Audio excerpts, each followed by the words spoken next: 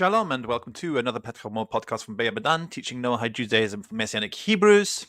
It is Friday the 7th of March 2025 and we are in the time of Yashan and the time of Lent for Christians and the time of Ramadan for Muslims this particular year.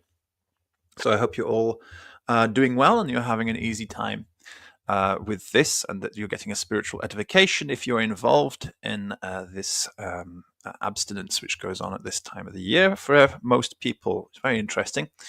I hope that the fact that there are so many people on the planet abstaining for the sake of God right now may give us some merit and make the world not fall into chaos, as it looks like it could easily do at any moment. Okay, so this is what I'm going to be talking about today is the Khazars Conspiracy and Gog. So for those of you who don't know about the Khazars Conspiracy and Gog, I'll just give a little background information of both of them. The Khazars Conspiracy is an idea that there is a group of people who claim to be Jews, identify as Jews in the world, who actually descend from Khazars. This is the claim they make. And that Khazars, they say, are not Jewish in origin at all, and that these people who descend from Khazars are somehow in control of all the major economic foundations of the modern society around the world, pulling the strings and causing, I don't know, some kind of black magic, something to make everybody into slaves or just make themselves richer. I don't know exactly what the point is. I think it's just scaremongering to make people afraid of Jews and Khazars and things like that. Now, Gog, on the other hand, is something mentioned in the Bible. He is the final antichrist. He is the devil himself, if you like, and he goes out after he's released, and he goes and deceives the nations in the four corners of the earth. And the nations in the four corners of the earth are identified as Gomer in the north, and Cush in the south, Persia in the east, and Phut in the west. And these come together to take a plunder against the camp of God's people. They surround the camp of God's people and his holy mountains. So they surround Judaism and they surround Zionism. They take control of Judaism. They take control of Zionism. And they are just before, I suppose, I hope, just before all hope is lost, they're destroyed by fire from heaven. However, fire from heaven is an interesting interpretation. It could mean that when they finally get on top of the world and are in control of everything, that the world will be destroyed and everybody will be recreated in a new creation. That's one interpretation. Another interpretation is that they will be spiritually broken. Their evil spirit will be destroyed, and they will be converted and therefore recreated in a spiritual way, and they will gain a burial place in the land of Israel, which I think is a better interpretation, because the first interpretation doesn't make sense. That there is a reference to their bones being buried in the valley of Ham and Gog, and that wouldn't happen if the world had been completely destroyed. So there has to be some kind of spiritual revolution going on, that they're spiritually broken, destroyed, and then reborn as believers afterwards, which would make sense the way I see that interpretation. Anyway, that's who Gog is. Gog is the final Antichrist. And in the time of Gog, all of the things, the Antichrists, there are many Antichrists, and the Antichrists who existed beforehand sort of get a second chance. That's not that they come out of hell. They're all burning in hell. The original ones are all burning in hell, but Gog sort of will use their methods and their techniques and revive everything so that there's an absolute chaos of evil at the time that Gog is in control. This is the idea. So sure, the beast, the first beast of the abyss, is in the fiery pit already. The beast of the sea is in the fiery pit already. The beast of the earth is in the fiery pit already, and the whore of Babylon is in the fiery pit already. They're all burning, and the smoke's coming up from forever and ever. Nevertheless, Gog comes along and sort of tries again. He tries a second time their technique, and sort of deceives the world in every possible way that he can. He's the ultimate Antichrist. So that's who Gog is. Now, so concerning the Khazars conspiracy, I have to obviously clarify a few things. If you've heard of the Khazars Conspiracy, and if you are familiar with what I've told you just now, there are some important points which the Khazar Conspiracy never goes into detail. First of all, the Khazars Conspiracy takes a story from Judaism, and it doesn't pay attention to the details of that story. So it says that the conversion of the Khazars is an important element, and so you have to beware of all the Jews in the world because they're all fakes and they're all Khazars. But it doesn't tell you the basis of the Khazar story. So in the Khazar story, what we have is a king called Bulan. Bulan is the king of the Khazars. Specifically, actually, he's a king of a group of Khazars who are called the Black Khazars, because the white Khazars, there are two kinds of Khazars, the Kara Khazar and Ak Khazar. Ak Khazar are white Khazars in the east, Kara Khazars are black Khazars of the west. Now, the Ak Khazars have been in relationship with the Byzantine emperors for centuries. Many of them have been converted to Christianity. Christianity is booming amongst them, and there is pretty much no evidence at all that Judaism was ever had any significant presence amongst them. If there were Jews amongst them, we haven't found evidence of Judaism amongst them yet. That's the archaeological fact of the matter with regards to the Eastern Khazars, the Ak Khazars of the Azov area, who were in relationship with Byzantium for a long time. They were in relationship with Leo the Isaurian and his dynasty. The Isaurian dynasty had close relationship with the Khazars, and they all seem to have been, if any religion was being adopted amongst them, it seems to have been Byzantine Christianity and also Islam. We don't have any evidence of any other, and of course they must have been shamanist of some kind, since that was their basis of their religion apparently beforehand, but we don't really have any evidence of any other religions amongst them. That's the fact of the matter. So the Khazars we're talking about are the Kara Khazars, the Western Khazars of the sort of greater Romania sort of area, includes Moldavia in that, and Transnistria if you like. That greater Romanian area is where we have the Kara Khazars. Now, Kara means black, and these people were also called Blakumen. That is actually the word that was used. It sounds like an English word, black men, but that's not actually what the meaning of this word was, I assume. It's a word which was used by the Nordic people to describe these people. They were called them Blakumen, also called Black Cumans. Vlach people come from this, so the black actually might have a reference to that. There were Germanic speakers in the area, Gothic speakers in the area, and black was the Gothic word for black in English as well. So it could be that black was the tribal designation, and that they started to become known as Vlachs in Romanian. And so Vlach people today are descendants of those same, and Vlachs in Moldavia as well, the descendants of those same Blakumen, who are the Black Khazars or the Kara Khazars. Now, this is where you get something called the Black Nobility. You might have heard of Black Khazar nobility or the Black Nobility. And that is the connection that these conspiracy theorists use to argue that there was that they took over the banking, they took over finance, they took over trade, and they did all sorts of things like that. But we have to be very careful here, okay? Because the black nobility do not have a direct connection to the black men or the black people of the greater Romania sort of area, which is where the Kara Khazars were. The black nobility were Genoese. And the second thing about this, the black nobility, is that Genoese pop along after the Mongol invasions, after 1240s. The Genoese start to pop up in the 1240s and onwards, when they start to sort of try to make establishing trade relationships with the Golden Horde, with the Mongol Empire.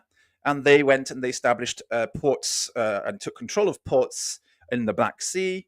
And some of the ports which they controlled were the ports which had been Byzantine ports beforehand. Byzantine ports where they had relationships with the Ak Khazars, the Eastern Khazars, the White Khazars. Okay, so very important point here. The people who we call the black nobility have actually got nothing to do with the Black Khazars. In other words, the people we call the black nobility, the Genoese, they did take control of Khazarian ports, but those were the white Khazar ports around Azov, around the Sea of Azov. So there's no continuity between black Khazars and black nobility, black Genoese nobility. But the fact of the matter is true that the black Genoese nobility did take control of these Khazarian ports, and they called those ports in the Black Sea, they called them Gazaria, Gazaria. Okay, so the Khazars conspiracy theory comes from a sort of a mistrust, a hatred, a dislike of these Genoese Black Sea traders who became so powerful in Europe and European history after the 1240s, from the 13th, 14th, 15th, 16th centuries onward. That is where the Khazar conspiracy comes from. It comes from originally these Genoese Black Sea traders and their ports, which they called, in the Black Sea, they called them Gazaria. So it wasn't a Khazarian sort of black nobility which was causing all the trouble for Europe. It was the Gazarian black nobility, Genoese families, which were causing all the trouble.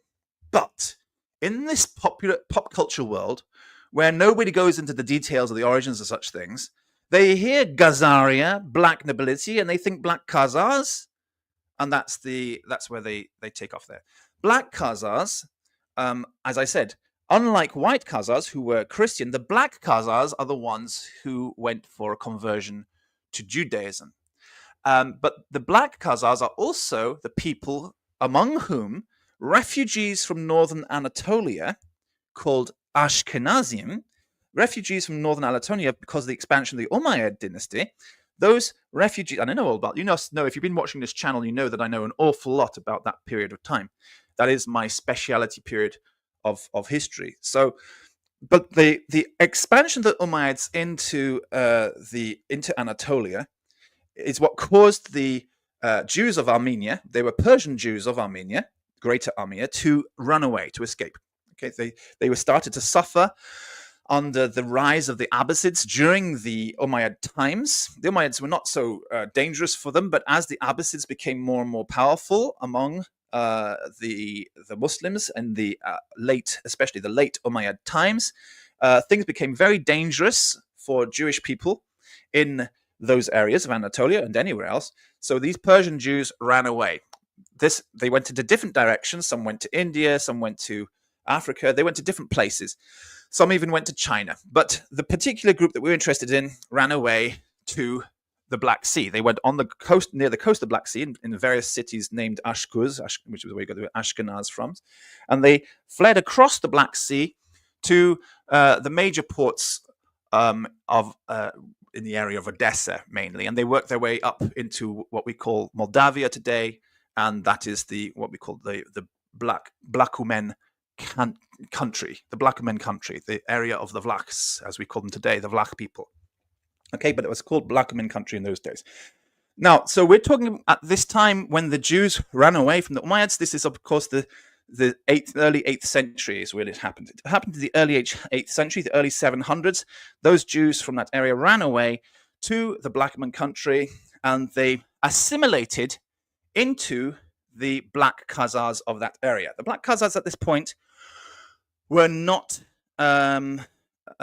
Jewish. They didn't have any Jewish religion. They didn't believe in Judaism at all like that. They were enemies of Bulgarians. They were allies of the Byzantine Empire.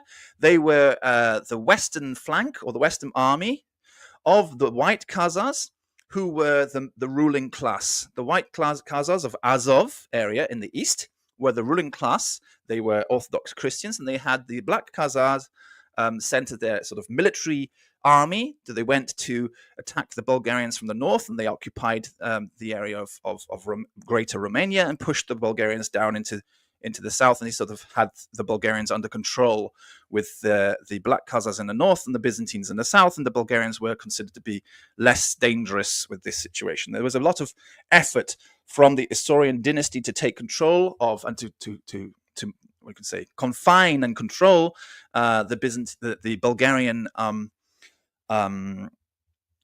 threat. And they imported many Paulicians, which are Sabians, people from Anatolia, to settle along the borders of Bulgaria. And the Jews were also part of the same community. As we know, the Sabians are Noahides, and so they had Jewish teachers, and they were Noahide peoples. And they took all these people from northern Anatolia, and they put them into on the either side of the Bulgarians in the hope to contain the Bulgarians and maybe convert them step by step towards Christianity. They weren't going to put Christian missionaries amongst the Bulgarians immediately. That was going to be too dangerous. So basically, suicide mission. They didn't want to do that, so they put these other Abrahamic believers around the Bulgarians. Around the Bulgarians, hoping that the Bulgarians would eventually be influenced by the Abrahamic faith and eventually be easy to convert, which is essentially what happened in the 9th century. So it took 100 years, but the Byzantines got what they wanted. And by the 10th century, the Byzantines had destroyed the first Bulgarian Empire had been totally destroyed. So it was a 200-year project, and they succeeded. The first 100 years with the conversion, and the last 100 years with dismantling the Bulgarian state, and they succeeded. That's how Byzantine Empire worked over periods of hundreds of years. Okay, so these Black Khazars then are the interesting ones. They're in the Greater Romania area, and they are the ones who were friendly with Byzantines. They were under the control of the White Khazars of the Azov Sea. They were an army sent in to occupy and attack the Bulgarians there, to evict the Bulgarians from the mountains of Dacia, which is Carpathian Mountains. And they welcomed the Jewish refugees from northern Anatolia in the early 700s, and those Jewish refugees assimilated amongst them. Now, the Jewish stories tell us that eventually they became one people. The Jews who had come, the Ashkenazi Jews who had come from Ashkuz in northern Turkey, had come, settled amongst them, and they blended with them. They became one people. So that it came to the point where you said Khazar, you could mean Jew, and when you said Jew, you could mean Khazar at that time. Okay, so how did this blending come about? And the Jewish story tells us that they married into each other, and one of the descendants of a Jewish man, a Jewish man had sons, and those sons had sons, and the descendant of this Jewish man, his name was Bulan. So we should expect that his genetic Y chromosomal haplogroup would be a Jewish Palestinian haplogroup. But his maternal line was Khazarian. Okay, so patrilineally, he was an Israelite, and maternally, he was a non-Jew. So he was therefore non-Jewish. And what is the best religion for non-Jews? We've told you on this channel many times. According to Judaism, the best religion for non-Jews is Noahide Judaism, especially if they have an Israelite paternal lineage. So if you're of Israelite paternal lineage and non-Jewish maternal lineage, then the religion for you is Noahide Judaism. That's what Judaism believes. That's what it's always taught. So this Bulan married the daughter of a rabbi called Itzik Zarka. His daughter's name was Sarah. Okay, Sarah became, and it's spelt with it's actually with a chai, a Greek letter at the end, but also a chet in the Hebrew writings. So Sarah is the way we pronounce it. It's probably a misspelling of Sarah, but anyway, Sarah is the way we say it. Sarah's father was Itzik Zarka, and Sarah encouraged Bulan to convert to Judaism. Was Bulan an Israelite? Yes, he was. He was an Israelite. Was he a Khazar? Yes, he was. He was an Israelite by his paternal line. He was a Khazar by his culture and his maternal line. So why did he have to convert to Judaism? Because if your father's line is Israelite, but you're from a non-Jewish family, non-Jewish mother, non-Jewish culture, then you need to convert before you can call yourself a Jew. You cannot call yourself a Jew.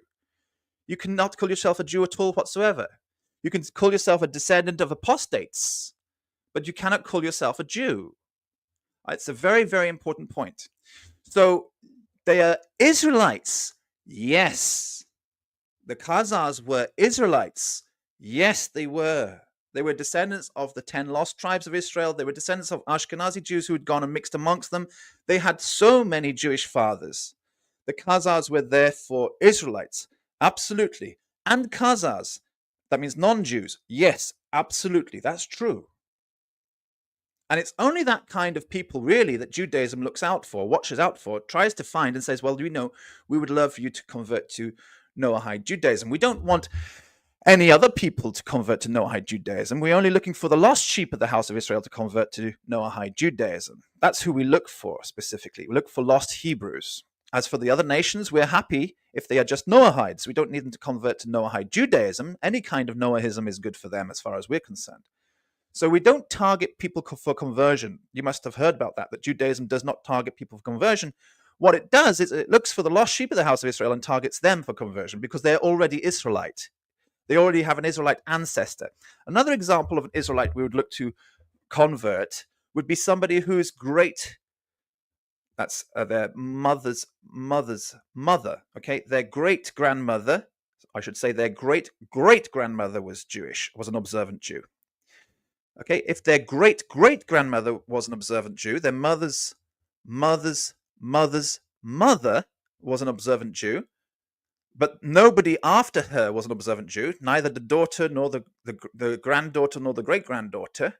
Okay, if that's the case, then we'll say, well, those people are no longer Jewish either. Judaism says such a person is not a Jew. You have probably read on Wikipedia this nonsense that anybody who's got a maternal line is Jewish. That's not completely true. It's only true for 3 generations. Only 3 generations. And in the 4th generation, you're considered to be non-Jewish. But we do, again, consider such people who have a Jewish maternal line ancestor beyond 3 generations. And we consider people who have a paternal line ancestor who's Jewish. We consider them perfect people to be brought back into the Judaic faith as Noahides. We want them to be converted to Noahide Judaism. We would love them to have the Sabbath blessings, which are only for the children of Israel. So we consider them children of Israel, but we do not consider them Jews, all right? And they're the ones we try to find to convert to Noahide Judaism, okay? So this is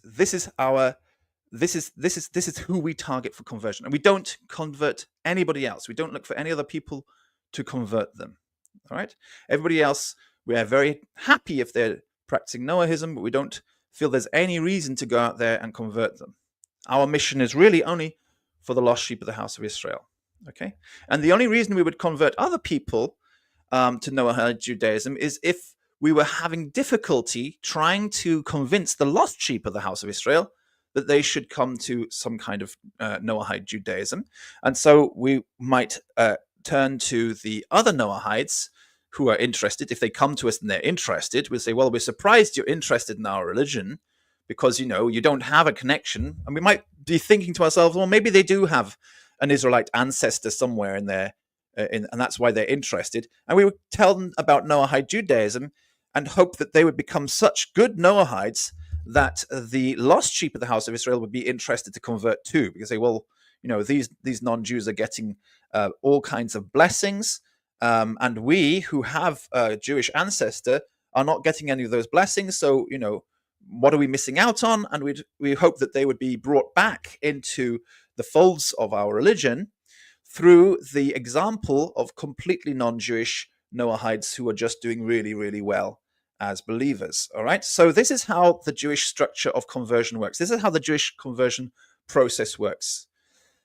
And so it's important to understand that in order to understand exactly who the Khazars were and how they were converted. So they were descendants of lost sheep of the house of Israel, assimilated into the Khazar people, who were perfect for conversion to Judaism as Noahides. And so the conversion to Judaism, we talk about the Khazar conversion, is a Noahide conversion.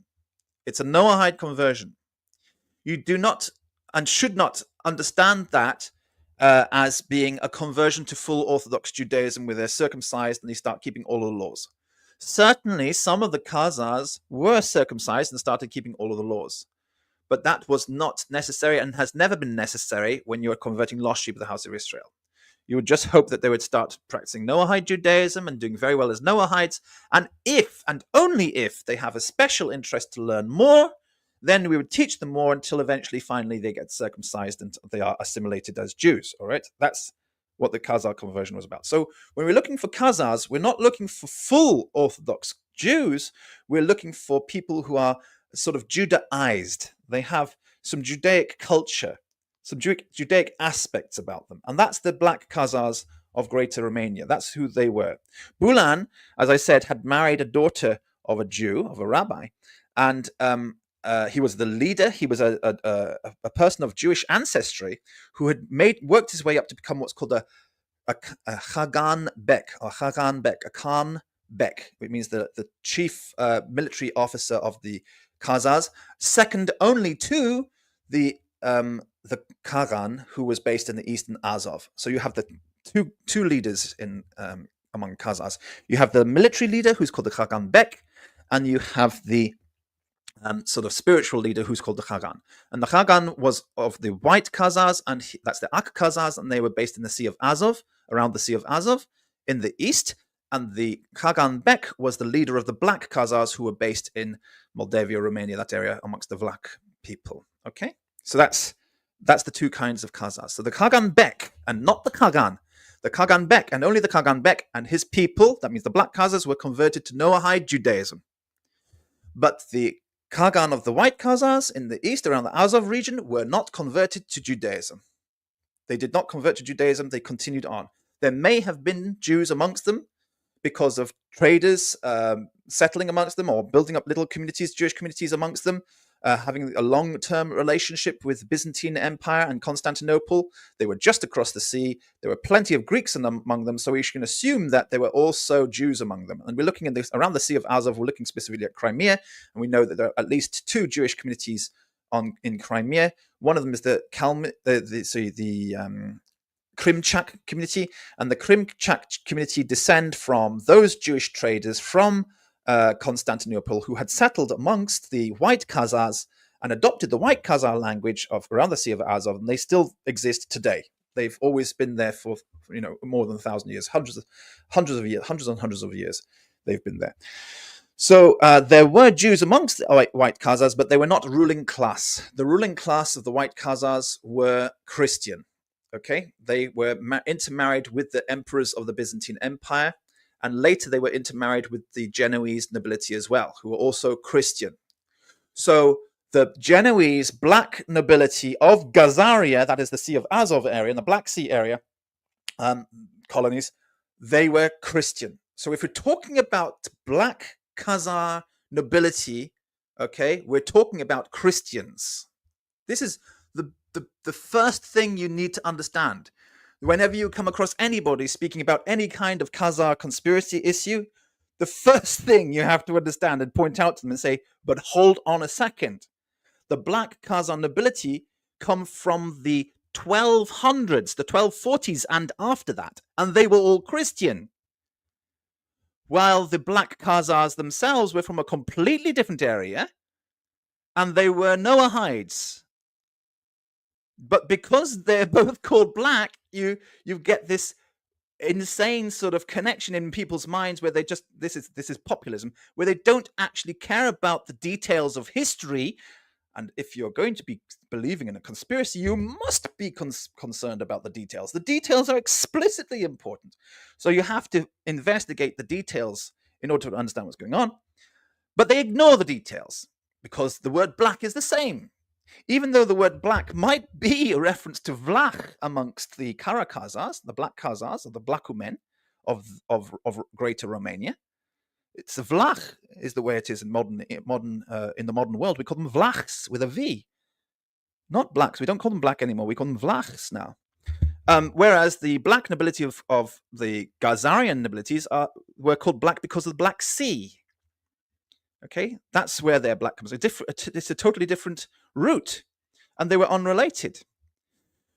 I will talk about a little bit about the connection between the two. As I said, the leader of the Black Sea, Azov, white Khazars, was called the Khagan, and the leader of the black men Khazars in the Romania, Greater Romania area, which included Moldavia in those days, was called the Chagan Bek. Okay. Now, After the Kagan Bek Bulan had converted, he adopted the name Sabriel. That became his new name, Sabriel. And his people after him were Noahides with an Orthodox Jewish, rabbinical Talmudic Jewish sort of hakamit, means council, courts, judges. Okay, so the Ashkenazi Jews who had not been assimilated, were still practicing Jews, practicing Orthodox Judaism. They were the hakamit. They were the judges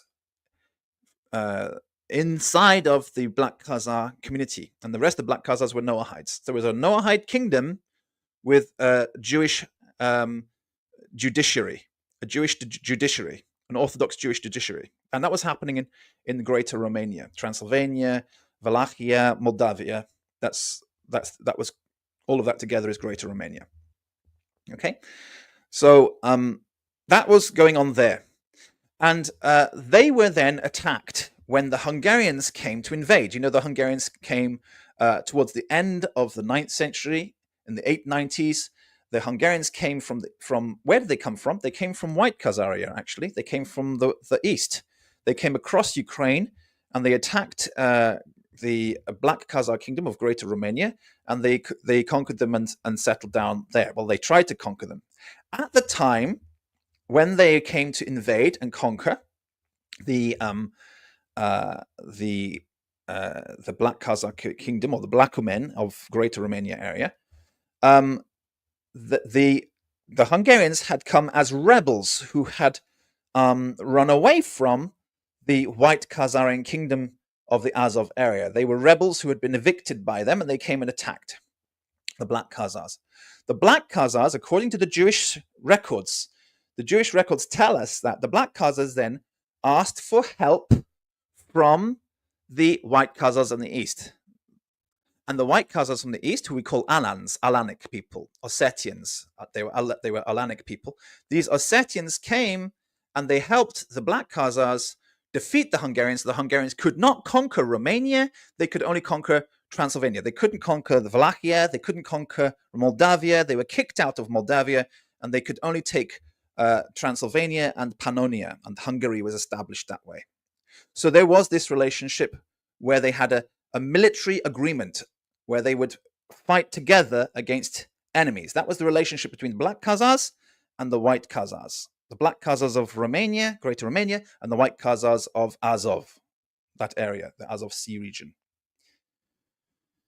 After they had united together to defeat the Hungarian invasion, the Jewish records tell us that the White Khazars then tried to rule the Black Khazars, because the White Khazars were getting trouble from the Rus, the Russians at that time. The early Russians were emerging, and they were starting to attack the White Khazars and take control of White Khazar areas. You know, Ukraine today, it's like nothing changes. The same fight which was going on back then is seeming to go on right now as well. So there's always been this hostility between the two groups. Rus were trying to come down and invade and take control of the Azov region, exactly as is happening today.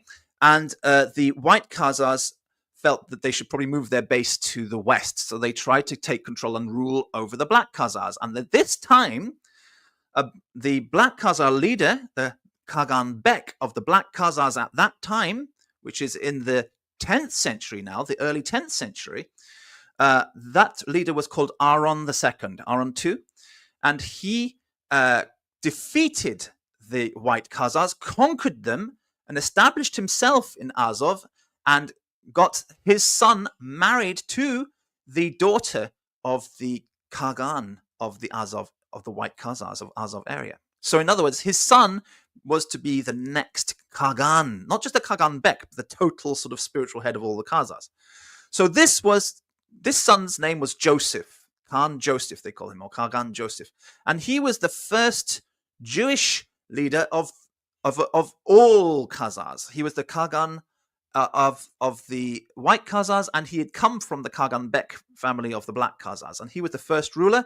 And by the way, he was also the last Jewish ruler. He literally was the first and the last. And at that time is when there were the Shechter letters were written back and forth between him and Jews in Spain, and he was talking about his victories and how he had succeeded and how he was based down here around the Sea of Azov, and that he mentions his homeland in the west, in Black Khazaria, where the Queen Mother lives, but he is there based in the east around the Sea of Azov, and he has a son. His name is David, and his son is defeated by the Rus and is converted to Christianity. That's the end of the Khazars down there. So they may have been for a small time, a small number of Khazars from, that means Noahide sort of Khazars from Romania coming to the Crimean area through to the Azov area. And perhaps, maybe, I mean, there's a big debate about this. Maybe some of the Karaimi of Crimea might descend from such people, but there's a massive debate about that. Who are they really? Nevertheless, the main religion of the area down there was Orthodox Christianity, and a small number of Orthodox Jews have always had their presence, and they are the Krimchaks today. So Krimchak Judaism was always much bigger down there until the Holocaust. It was always much bigger down there, and the Karaim, if they are related to the Black Khazars, some of them say they are related to the Black Khazars. They say we're not Karaim, we're Karailar, and Karailar just basically means Black Turks. So, okay, maybe. But then there's also a debate that the Black Turks came along with the Mongols, and they were not there before the 1200s. So, there's a big debate about that. And others are saying, no, well, Karaim Judaism was always present there. And that may not be the truth, because Karaim Judaism is usually just part of the Orthodox Jewish community. Just there'll be like one synagogue of people who are not so interested in the Talmud, and they get a little bit ostracized. They have like two synagogues, so you wouldn't really distinguish the Karaim community from the Orthodox Jewish community if that was the case. Anyway, there's a debate, but the point is, down there in the Crimea Azov region, the Khazar Khan Joseph was literally the first and the last Khan of that area. All of his ancestors were from the Black Khazaria in the west, in what we call now Greater Romania, which includes Moldavia, Transylvania, and Wallachia. Okay, that's where they were. And they were Noahides. That was the Noahide area. And those Noahides, they were called Paulicians, as we know, and eventually established two churches in Eastern Europe. One was called the Bosnian Church, which was a Paulician church, and the other one was called the Moravian Church, which is again a Paulician church. So they continued to have this Noahide movement down there. And in fact, the Noahide Judaism we promote here and on our website, wikinoah.org, the Judaism we promote there is a continuation of that Moravian and Bosnian Noahide Judaism, which has got its origins with the Khazar kingdom. All right, so Khazars, Black Khazars, have no relationship or connection to the Black Genoese nobility of Khazaria. There's no relationship. There's no connection. There's no continuity. Joseph's people were eliminated. They died out. They were no longer important. It was Christianized Turks were in the area, and that's who. And also they were non-Christian Turks, Mongolian invaders, or Turco-Mongol invaders, who had settled and taken control of that area that the Genoese were doing deals with, married with, and established their empire. That's called Black Khazaria. No connection at all whatsoever. Now, you might be wondering, what is this thing on the screen while I've been talking about all this all the time? Because I've explained so far for the first nearly 40 minutes, mainly the background of the Khazars, who they were, and who the Black nobility are, and so you can understand that there's a disconnect between the two things. But there's a little bit more which is relevant, and none of what I spoke about really is relevant to prophecy or the destiny of mankind as a whole. I know the Black Khazar nobility are a problem, but they are just another form of apostate Christian, if you like, Roman people who are using Christianity or the Christian name for political agenda, for political purposes. But they are, in the classic sense of the word, they are pagan Romans. That's exactly who the Black Khazarian nobility of Genoa are. That's the Genoese nobility we're talking about here. They were Romans in the classical pagan sense of the term. They just use religion as they saw fit, if it was suitable for their political agenda. And they have no relationship really to the Khazars. And we only call them Khazarian nobility because they ruled Khazaria, which was the Genoese colonies in the Black Sea. All right, no connection at all whatsoever to Jewish Khazars, and really no connection to the Khazars. It's simply that the land which they occupied was Byzantine Khazaria. So that is why their realms and their colonies in the Black Sea were called Khazaria. It's like Prince Charles, for example, he's King Charles now, but when he was a prince, he was called Prince of Wales. And does he have a drop of Welsh blood in him? No. But he was called Prince of Wales because he was the ruler of the land of Wales. I mean, you wouldn't regard him as a Welsh king or a Welsh prince in any way at all whatsoever. It's simply those are lands which he inherited and he had a title over. And that's exactly the same with the Genoese black nobility. They were called Khazarian nobility, not because they had a drop of Khazarian blood in them, but because they ruled over the area which they had inherited, which was named after the Khazarians, the ancient Khazarians, okay? Or in this case, the Khazars, who are the white Khazars, all right? So we understand who they are. But Khazars do have a significant role to play, as in proper black Khazars, the Greater Moldavian, Greater Romanian Khazars. They do have an important role to play in world history and the destiny of in prophetic sense. So if you're not interested in the prophetic side of things, now is the time to go away. And you're just actually happy that you've got some historical information concerning the Khazars from somebody who's an expert in this period of time. All right. So, but now we're going to go into the realm of prophecy. So we're going to talk about relevance of this on a prophetic level. So Khazars, the Khazars are descendants, and Bulan says this the descendant of Bulan, Joseph, who was based in Azov, says this when he's writing his stories about his family history. He makes it clear that the Khazars that he comes from, which is the black Khazars, the Khazars he comes from descend from Togarma, who is the son of Gomer. Okay, now Togarma is very important in the story of Gog, Magog. You know the story of Gog, Magog, mentioned in the book of Ezekiel, chapter 38, 39, and also in the book of Revelations at the end there. Gog is the final ultimate antichrist, and he leads an army of people from the north, the south, the east, and the west. The northern people are called Gomer, southern people are called Cush, the eastern people are called Persia, and the western people are called Phut. And these are the army of Gog that he rules, and he takes over the world with them in the last days. Okay? So Gomer is one of those people. And in the book of Ezekiel, it makes it more clear that amongst Gomer's people, it talks about Beth Togarma as one of the important members of the Gomer group. Togarma is a son of Gomer, and it also talks about other members of the family of Japheth, but Gomer is the one who is the northern army. So the Beth Togarma is important in this, and Beth Togarma, when Joseph is telling us about his ancestry, Khan Joseph of the Azov area, is telling us about his ancestry from the Black Khazars.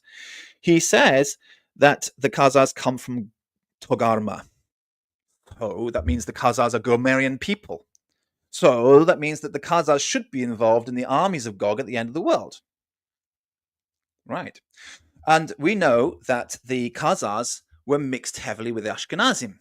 Okay, so it means that Ashkenazim Gomerites of the Togarma type should be involved in the final war at the end of the Gog and Magog war. They're going to be part of the northern army of Gog, alongside the southern army of Gog, which is Cush, and the eastern army of Gog, which is Persia, and the western army of Gog, which is Phut.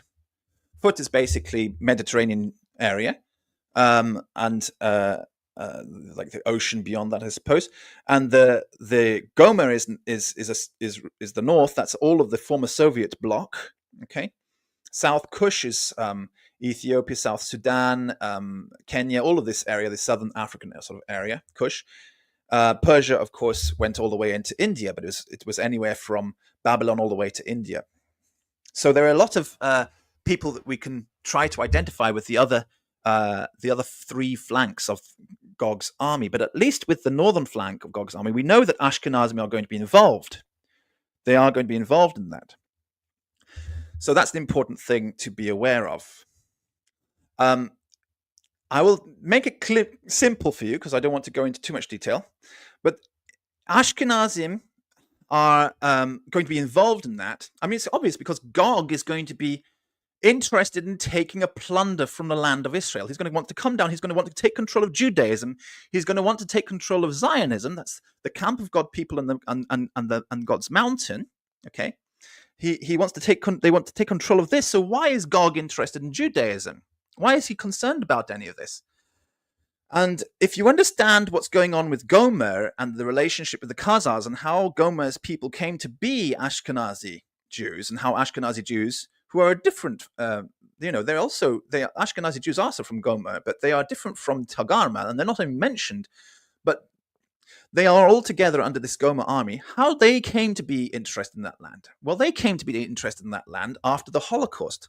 The Holocaust was a time when these descendants of the Khazars and descendants of Ashkenazi Jews, who obviously had been turned into Noahides, and over the centuries had many of these Noahides had become fully converted Orthodox Jews, observing all the 613 mitzvot that they're supposed to observe. Orthodox Pharisaical Jews were persecuted in the Holocaust. And the pacifism which is associated with Orthodox Judaism, because it is a pacifist religion, which is, by the way, no doubt why the Khazars kingdom was finally destroyed, because you've converted to literally the pacifist religion. If you'd converted to Christianity, you could probably go on crusades all over the place. If you converted to Islam, you could go on jihad all over the place. But in Orthodox Judaism, there is no such equivalent. And the Khazars had converted to Orthodox Judaism, so they really couldn't go on war campaigns anymore. As the more interested they got in Judaism. As they moved further away from being Noahides and closer towards being fully Orthodox Jews, which takes centuries, they were less and less inclined to fight. And so they were more inclined to do business and not inclined to go to war. And so eventually the Orthodox Jewish community was no longer had a kingdom in Eastern Europe. They had a different kind of kingdom. They had a kingdom without any walls, without doors, without borders, without cities. They were all over the place doing trade and ruling by the law, living by the law wherever they went. They ruled the business in Europe, if you like, with the accountant's pen is how they ruled, if you like, which was actually an iron rod at that time. So that was an interesting thing. For 1,000 years, they did this. And then the Holocaust came along. And it's the Holocaust in the 1900s, 1940s is fascinating because it's exactly 1,000 years after Khan Joseph, the last of the Khazar Khans. It's very interesting, the last of the Jewish Khans, 1,000 years afterwards.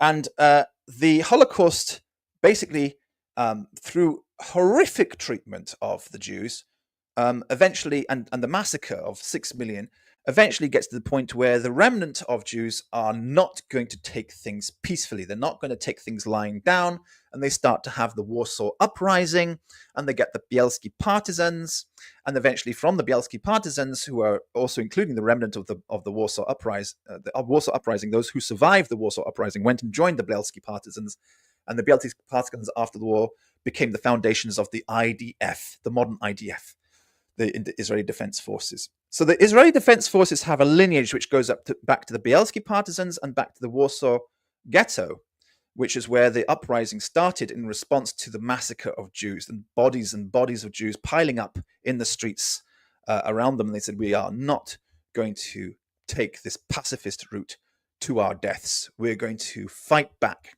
That was the trigger. That's where the worm turned, they say. The worm has turned. The worm turned in the Warsaw Ghetto, and they said, no, we're not going to take this anymore. We're going to fight back. And Jews who were that way inclined across Europe during the Holocaust gathered together, became the Bielski partisans and other kinds of insurgents at that time. And after World War II, went and decided, we're going to take the land of Israel for ourselves. We're going to take it by force. Essentially what happens here is we're talking about a loss of faith. This is the reality of the situation. Because faith tells you, trust in God, just be patient, and you see millions of your family and friends, people, bodies piling up all around you. Just imagine what's going to happen as a Jew. Imagine, make it easier for you if there are any black members of the audience right now watching this. Imagine you are in a country where suddenly persecution against black people starts taking place against you from the white population. This is easier for you to imagine than to see it with Jewish eyes, because you think, well, all Jews are white and then it's just whites versus whites. But let's imagine this way, it's easier. If you're in a country of white population and you've got you've been told that your religion is pacifist and you do not fight back, and the white people are starting to massacre you, and you're living in ghettos, which is where Jews were living. We're living in ghettos. You're living in black ghettos. Any black people from any other parts of the cities or country have been gathered together into the same ghettos, and your ghettos are overcrowded with black people who are starving to death, and the bodies of black people are piling up in the street around you everywhere. There are bodies of black people, decomposing bodies, piling up around you because there's not enough spaces in your grounds to bury them anywhere. And more are still coming in. And you're being told, we're pacifists, we don't fight back. At a certain point, some of you are going to say, screw this religion. I couldn't care less. We're going to fight back. This is clearly wrong. We must be able to defend ourselves. And you're going to create a resistance, a militaristic resistance, which is going to fight back, aren't you? It's common sense, right? Put yourself in that position. Even if you're an ultra-pacifist religious person, put yourself in that position, you're going to fight back. For those of you who are of a white audience, if you imagine the same sort of thing happening, if you are living in a country which is like, say, for example, South Africa, and you've got a dominant black population there, and then they decide, right, all the white people are going to live inside of ghettos, and they gather you all together in ghettos, and they're getting overcrowded, and they're killing you, and the white bodies are piling up all around you, and you're being told, no, we're pacifist Christians, we don't fight back. At a certain point, with the stench of the dead bodies around you, you're going to say, we've got to have a fight back against these people. We've got to unite and screw this religion. We're going to fight back and defend ourselves.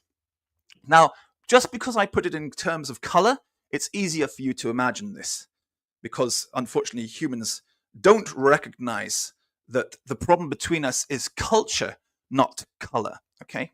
Culture, not color. Okay?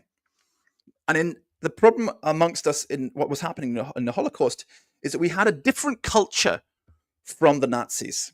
We had a different culture from them. And anybody who looked like us was also counted as one of us as well.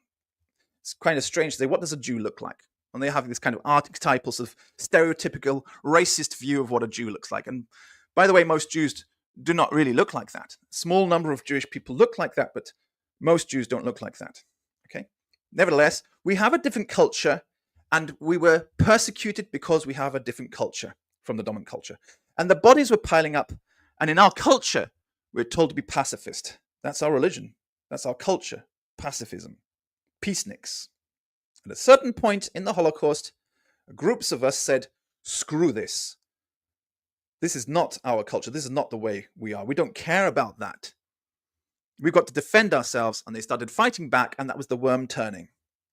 So they became apostate from our religion. You say, is it really true that your religion says you just have to stay there and die? And the answer is yes. We do actually. That's our religion. We just have to wait until even the last one of us has died, because we believe that God will actually not abandon us completely. And we believe that God can resurrect the dead and actually terrify the world when they have come against us in such a way. I know it's like, what kind of a fairy tale are you talking about? But that is the religion.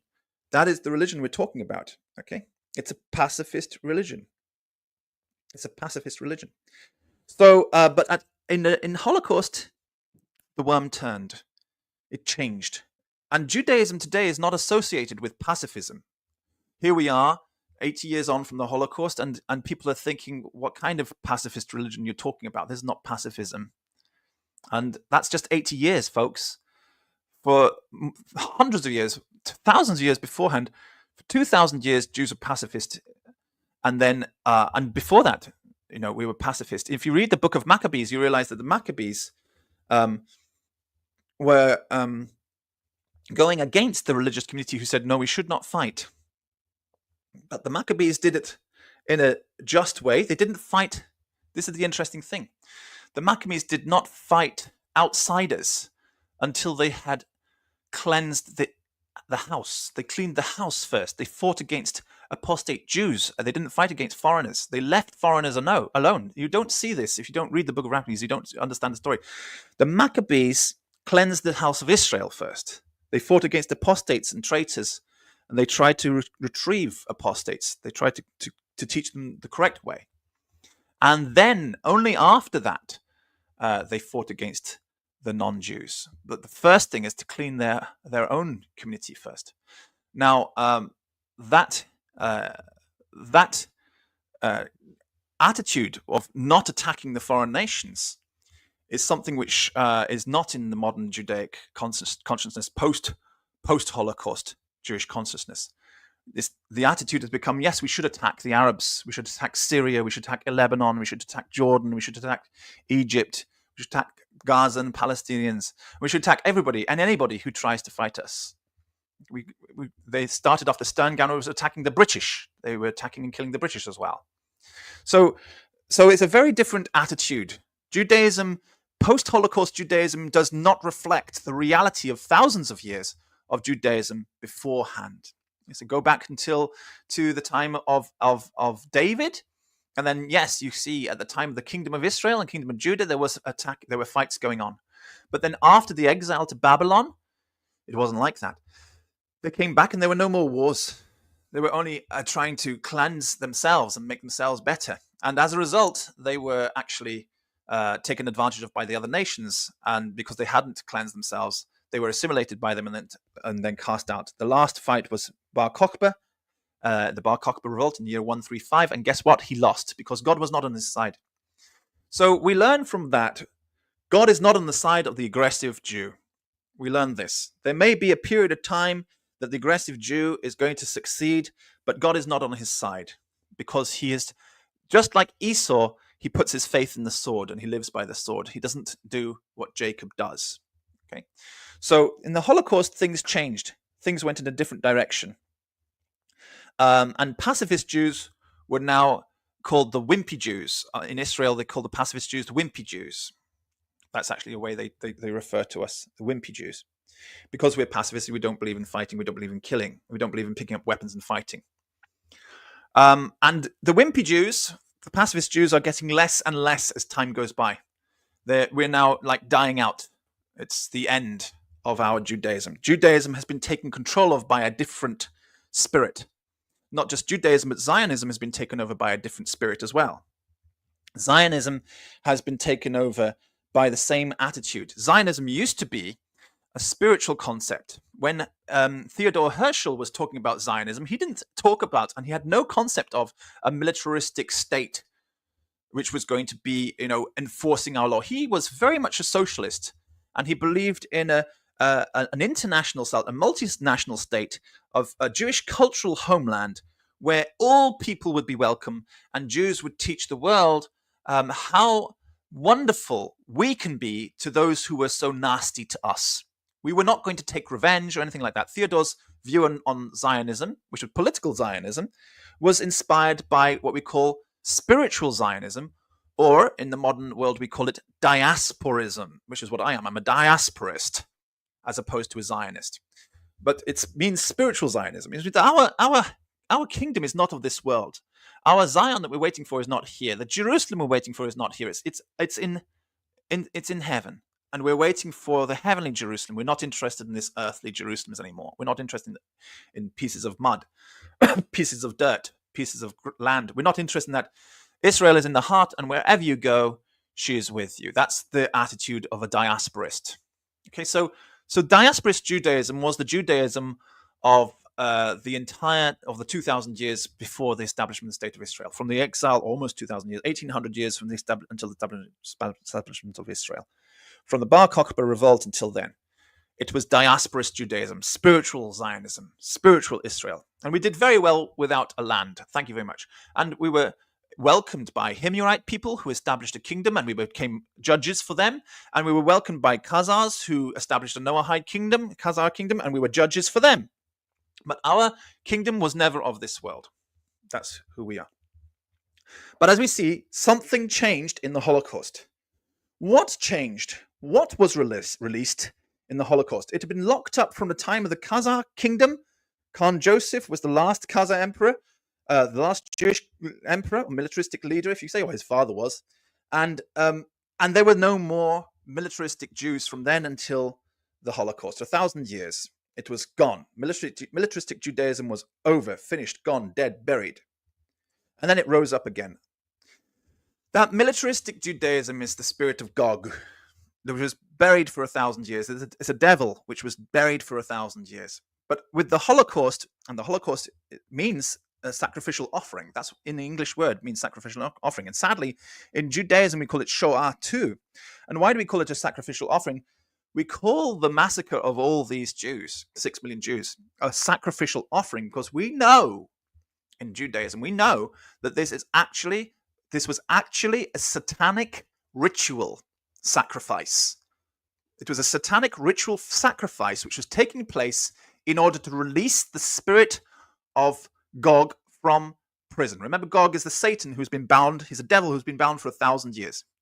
And the satanic ritual was taking place specifically to release that Satan from his prison and release it onto the planet. That's what the Thule Society was all about. The Thule Society is what's behind the Nazis. And if you want to do some research into that, you should also be aware of Elon Musk and his connection to Peter Thiel and the Thiel Society today, because it's a continuation of the Thule Society. And they are very much part of this Gog plan to take control of the planet and conquer heaven as well. Because Gog is Satan. He wants to take his place among the stars. So it's not unrelated. It's all actually related. And if you want to know more about that connection, you should look at the relationship between Elon. You say, well, no, that's not possible. Elon's very friendly with Israel. He's very friendly with Netanyahu. Trump is a buddy of Netanyahu, and they're both friends together. They're all part of the same thing. And you can't accuse them of any kind of satanic ritual practice of being Gog or anything like that. It's the spirit of Nazi sort of satanic ritual practice to release the demon. You're speaking ridiculous conspiracy theories now. But I want to bring your attention to something.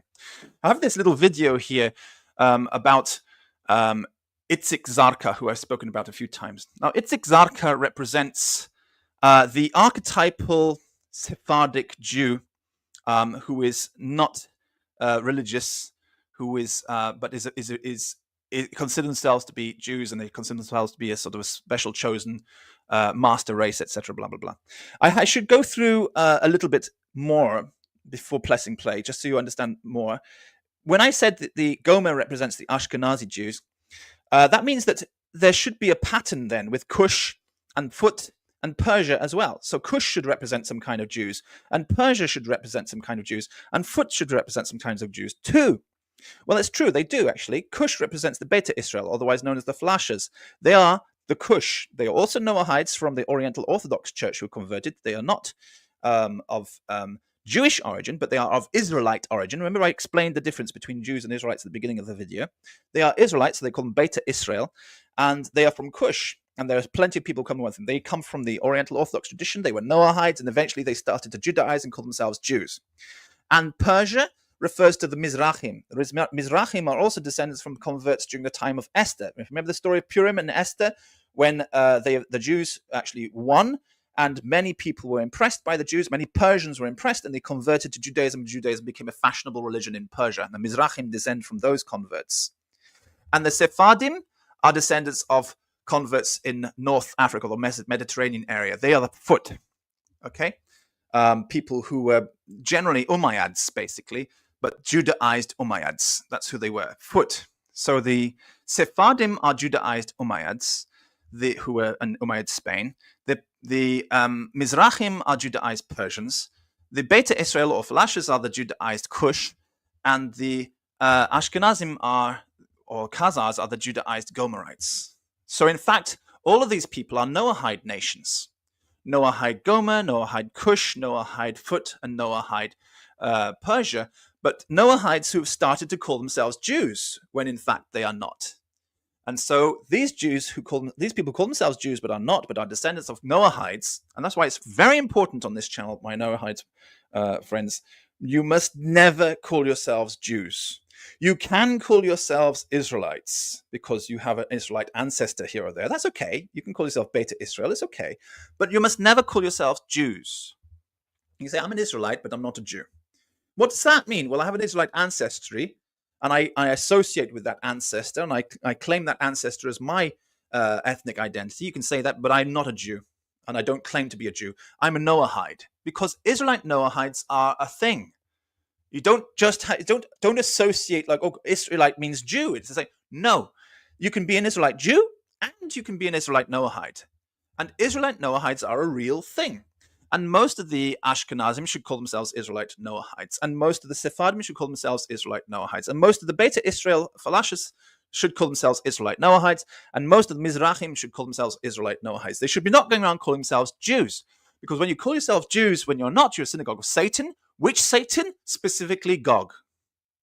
That's the Gog. That's the Satan we're talking about. There are many Satans. That Satan is the one who is going to be militaristic and is going to surround the camp of God's people, that is, surround Judaism, take control of Judaism, and surround his holy mountain, that is Zion, and take control of Zionism. So it means that Gog's people are going to misunderstand the essence of Judaism, corrupt it, and they're going to misunderstand the essence of Zionism and corrupt Zionism too. This is exactly what's happened. And they will come from the north and the south and the east and the west, and they will come and take control of the camp of God's people, and they will the land that they're associated with, that they come to, is the land of Israel. Now, the Quran says, if you're interested in the Quran, which actually preserves some of the early Jewish traditions, it says that none of the nations which have been destroyed, including Israel was destroyed at the time the Quran was written, shall come back until Gog Magog has been released. Gog comes from Magog. That's why sometimes called Gog Magog, or Gog Kai Magog, Gog Magog. Gog is his name, but he's also got this title, Magog, or from Magog, Gog Kai Magog, which also means and Magog, but it's really actually understood as meaning Gog of Magog, the land of Magog. It comes from a verse in the book of Ezekiel, Gog of the land of Magog. So this Gog comes along, and he deceives the nations in the four corners of the earth, the Ashkenazim, the Beta Israel, the Mizrahim, and the Sephardim, and he causes them to come against the camp of God's people, Judaism, and the Mount Zion, his holy mountain, that is Zionism, and they are gathered together in the land here. And they restore the state of Israel. The restoration of the state of Israel, it cannot happen, according to the Jewish tradition, unless Gog and Magog have already been released. So it means Gog and Magog has been released. The armies of Gomer, Cush, Put, and Mizraim have been released. They are on the planet, otherwise the state of Israel could not have come about. But they cannot be released unless Gog is released. And Gog can only be released by this horrific Shoah, this horrific Holocaust, the satanic ritual offering to basically destroy the spirit of the Jews and release an evil spirit upon them. To destroy the spirit of Judaism and release an evil spirit upon the Noahides, which is why I'm here. Because the only way to fight against those Noahides who have been deceived by the Spirit of God is to pour fire from heaven upon them, which is the truth which I'm offering in this channel here. And that's the only way to defeat them. Once we have defeated them, it means convert them. And then they get a burial place in the land of Israel. It means they get a place in the world to come. So we have to go and convert them with this fire from heaven, which is Noahide Judaism, which I'm promoting to you on this channel all the time. That's what this channel is about. It's about pouring the fire from heaven upon those nations. Those people who call themselves Jews when they are not, but are a synagogue of Gog. Okay? And they are people who, they do descend from Israelites. They do have Israelite ancestry, but they cannot be ever considered the Kehillah. They cannot ever be considered Jews, and they cannot be observing the rules of the Kehillah, which are stipulated in the Bible properly. They can't. They can only do it as Noahides. That's all that's required for the eternal gospel, which comes on forever, from now and forever, evermore. Once we have got them to realize that they're going to have to stop calling themselves Jews, They're going to have to stop claiming this divine bloodline that they have. They're going to have to accept that they are just Israelite Noahides, same as everybody else. They have Noahide Judaism, which is different from the Noahism of everybody else, but they are nevertheless still Noahides. Israelite Noahides, but still Noahides. That's the fire from heaven which is going to save the planet Earth. Now, those people are furious about specifically Ashkenazim, because Ashkenazim are the ones who preserve this story and understand this story and say, look, we descend from Noahides, from Israelite Noahides. Yes, sure, but we are still descended from Noahides. Bulan was an Israelite. Yes, he was, but he converted to Judaism as a Noahide, and from this Noahide basis, you can get up to being a fully observant scribe or Pharisee, but you're still of Noahide origin. And we don't forget that. We emphasize that. Well, these other people from the other courses, they don't like that. Not all Ashkenazim like this, Especially though the Sephardim don't like this. And the Beta Israel don't like this. And the Mizrahim, they don't like this. They don't like to be reminded that we descend from Persian converts or Ethiopian converts or from Umayyad converts in Spain. They don't like it. They don't like to be reminded. It makes them furious. And then you get results like this Itzik Zarka person. I want you to see the video that I've got here so you can understand exactly the background of where this guy's anger come from, because you will not understand what's going through his mind unless you've watched the whole 1 hour and 10 minutes of this video beforehand. But now that you've watched that with me, I don't know how many of you have been with me from the beginning of the video until now. It says there's 9 people watching right now. But that's for you 9 people who have watched this. Now you're going to watch this guy and you're going to understand exactly what's going through his mind. Whereas beforehand, you'd have thought, what the hell is going on here? This is madness. This is insanity. But now you're going to watch this guy. You're going to say, I see. I understand where his anger is coming from. I know what he's angry about. He's angry because there are people like Joe, Hakam Joe here, who is saying, calm down. You're not a Jew. You're a Noahide. And he wants to kill us. And he says he wants to kill 6 million more. Okay, so we're going to play the video and you're going to understand what it's about. I'm going to play it and pause it because this is a commentary on the video and I'm not going to be just playing it for your benefit. If you want to go and find it, you can Google it, and it's Itzik Zarka is proud of lost 6 million in Holocaust. So let's have a watch and see who he is and why is he saying this. So.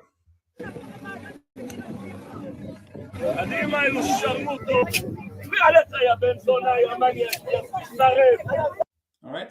So first, if he's talking to Ashkenazim, he's saying he spits on the Ashkenazim. So let's have a look at that again.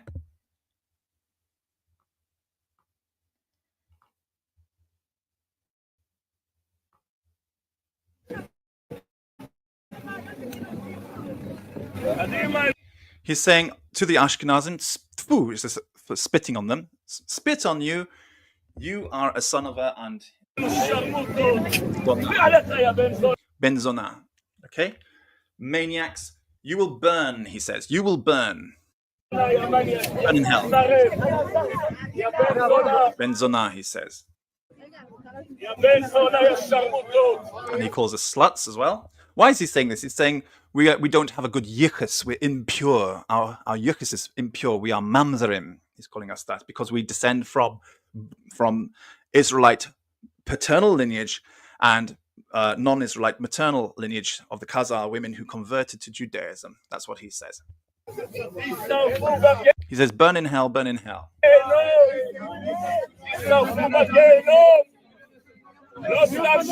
He says 6 million Jews had not gone for nothing. He's proud of another 6 million that will burn. I wish, he says.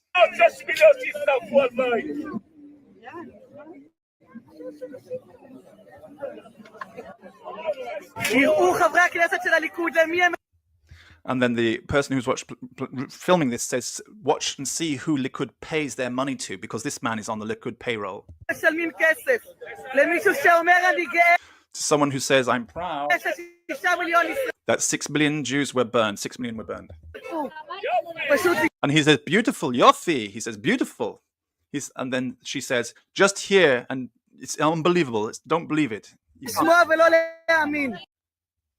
What else does he say? Well, that's not all that he says. The missiles which were launched from Gaza to Yad Mordechai, which is an Ashkenazi Jewish settlement. I made a toast. I was so glad and happy. Me and my wife. And another thing he says. He has been, this is during the COVID-19 lockdowns. He's very close with the Netanyahu's family. And they, during that lockdown, when they were not allowed to have any contact with anybody outside of your bubble, he's there as part of their bubble with Netanyahu and his family.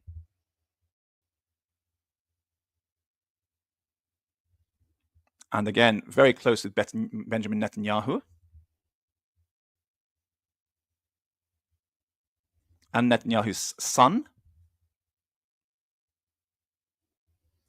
And with Yoav Gallant, the Ministry of Defense,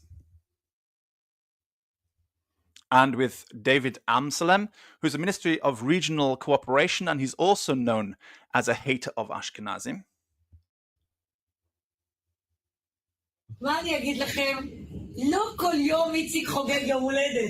every day Itzik celebrates a birthday. Here he is with the Minister of Transport, also known as a hater of, how can you be a hater of foreign workers? What does it even mean? Everybody in Israel is a foreigner, but she hates more foreigners.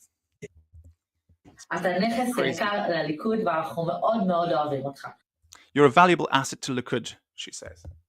Itzik Zarka Anak. They say he's Anak, he's great. But Anak, though, is also the name in biblical terms as an enemy of the Jews. You should read into that if you're interested. We love you, he says. Why would they be calling him Anak, meaning great in modern Hebrew? You should think about that. And they're saying congratulations from the bottom of their heart. They pay him. This is Likud, okay? For his birthday greetings from the Ministry of Industry and Economy. All right. So you're like, what? What? Now I want to tell you something else. Listen. If you don't know, where the Khazar conspiracy comes from, and you think it's probably Muslims who are spreading the Khazar conspiracy around, or you think it's Christians who are spreading the Khazar conspiracy around, then you are mistaken. You need to get some education on this. On this video, you should have a better idea of who is spreading the Khazar conspiracy around. Who hates the Ashkenazi Jews who are not afraid to call ourselves Khazars, who are not afraid to admit that we come from Noahide origins? Who hates that? We are the same Jews who go around saying all Jews have Noahide origins. Mizrahi Jews come from Persians, converts. Sephardic Jews come from Umayyad, converts. Falashidis, Beta Israel come from Oriental Orthodox converts from the Tawahedo Church. Okay? Who hates us most of all? Well, it's those people who consider themselves to have divine bloodlines, who don't want to acknowledge that there is no such thing as a divine bloodline. There is no such thing as children of Israel, a name of God, which is one of the names of God. Israel is actually a name of God which was given to Jacob. Call yourself children of Jacob is one thing. To call yourself children of Israel, it should mean that you're a believer in that aspect, that attribute of God. It should not mean that you have the divine blood inside of your veins. But these people do believe they have divine blood inside their veins. And they don't have to. You notice they're all secular. Why secular? Because this kind of Jew doesn't believe they have to observe any kind of Judaism. For them, Judaism is not the seed of God. For them, their blood is the seed of God. It's not something which anybody has access to. This is what Ashkenazi Jews have always taught. Anybody has access to this. Any Noahide has access to the seed to be the inheritance of God and inherit that seed by adopting Noahide Judaism. You adopt this halakhic kosher form of Judaism described in the Talmud, described in the Gospels, for goodness sake, described and mentioned in Mount Sinai, where the word for Noahide is ger in all the books of the Torah. And we're saying that the seed that God has given you, his name, which is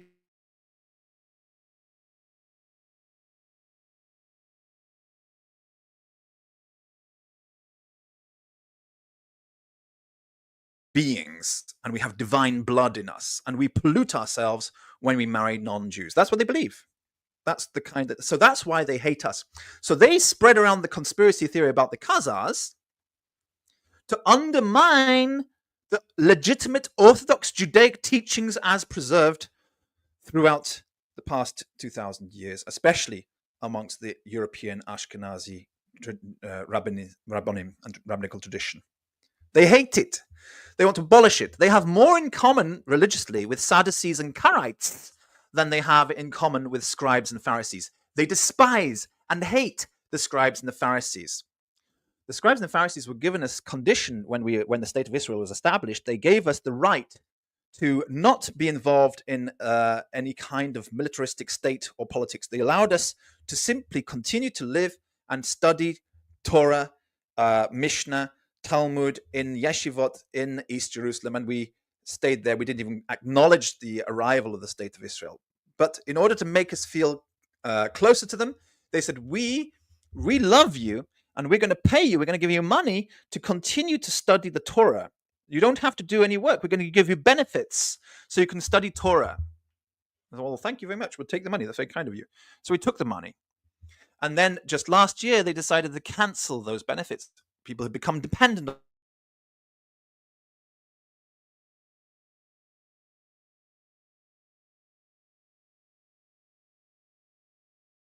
And they said, to canceling this unless you go and serve in the IDF. In other words, unless you give up on pacifist Judaism, you will no longer be allowed to do this. Unless you give up on pacifist Judaism and come and join the...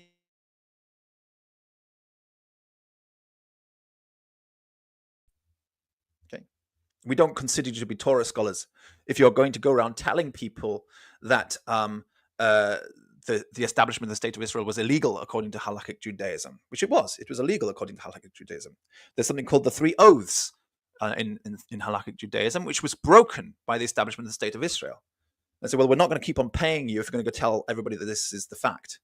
So they have literally turned their backs on religious Orthodox Judaism, and they're saying we have our own form of Orthodox Judaism.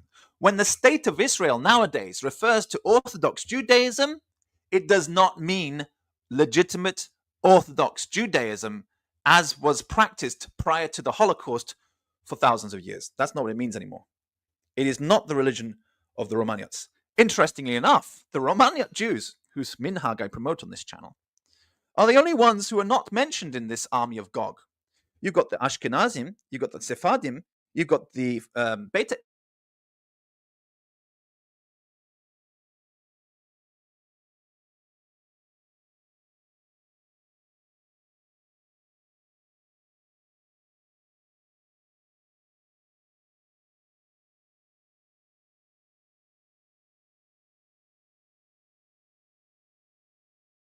converts from the Noahide kingdom of Yemen.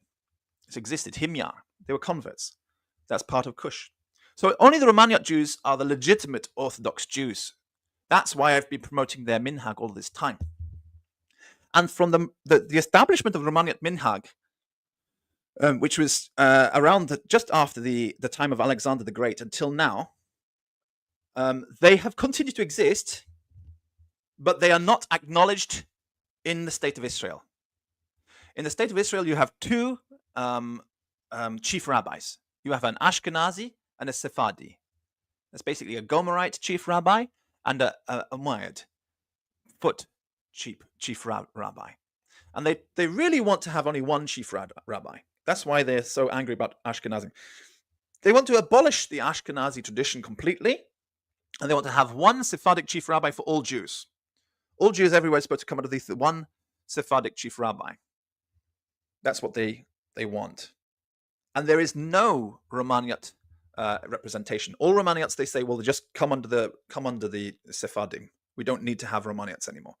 Also, Bukharian Jews and Persian Jews, they say we don't need to have Persian minhag or Bukharian minhag. You're all Sephardim. Just come underneath the Sephardic chief rabbi. They're trying to do the same with the Falashas, the Beta Israel, which are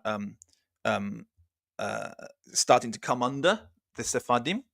And they are really, really angry that the Ashkenazim are holding out all of this time and continually pushing the idea that the establishment of the State of Israel is illegal, and continually pushing the idea that we all descend from Noahides. They're very angry about this and continually they're furious about the fact we criticize Yichus and say, look, the Yichus is no good. And plenty of Ashkenazim are going over to them,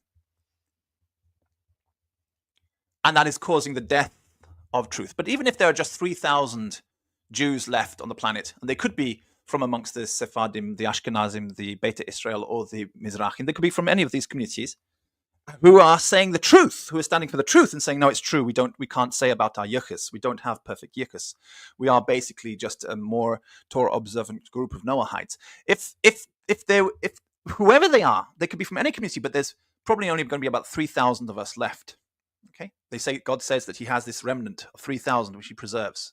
So there's always the minimum number, 3,000 of us, maybe around the world, telling the truth as it is.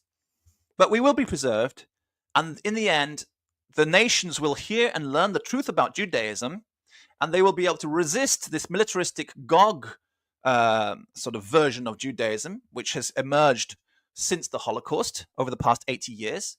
And they will just carry on pointing out the ridiculousness of these people who believe that they have divine blood flowing through their veins and are somehow different from other people on the planet, that other people on the planet are not really human. And that's why they can treat them the way they do when they invaded Gaza, for example. Now, of course, I'm not taking the side of Hamas in any of this. Those people will say, oh, you're so on the side of the Muslims and Hamas. I'm not on the side of Hamas. Anybody who's heard this channel and heard the way I've basically ripped apart Islam historically, and I've shown the historical Islam is very different from the standard narrative of Islam. Nobody can say that I'm on the side of standard narrative Islam, and therefore, the Hamas people are going to be very, very angry about what I've got to say, and that nobody can say I'm on the side of Hamas or anything like that. Absolutely not.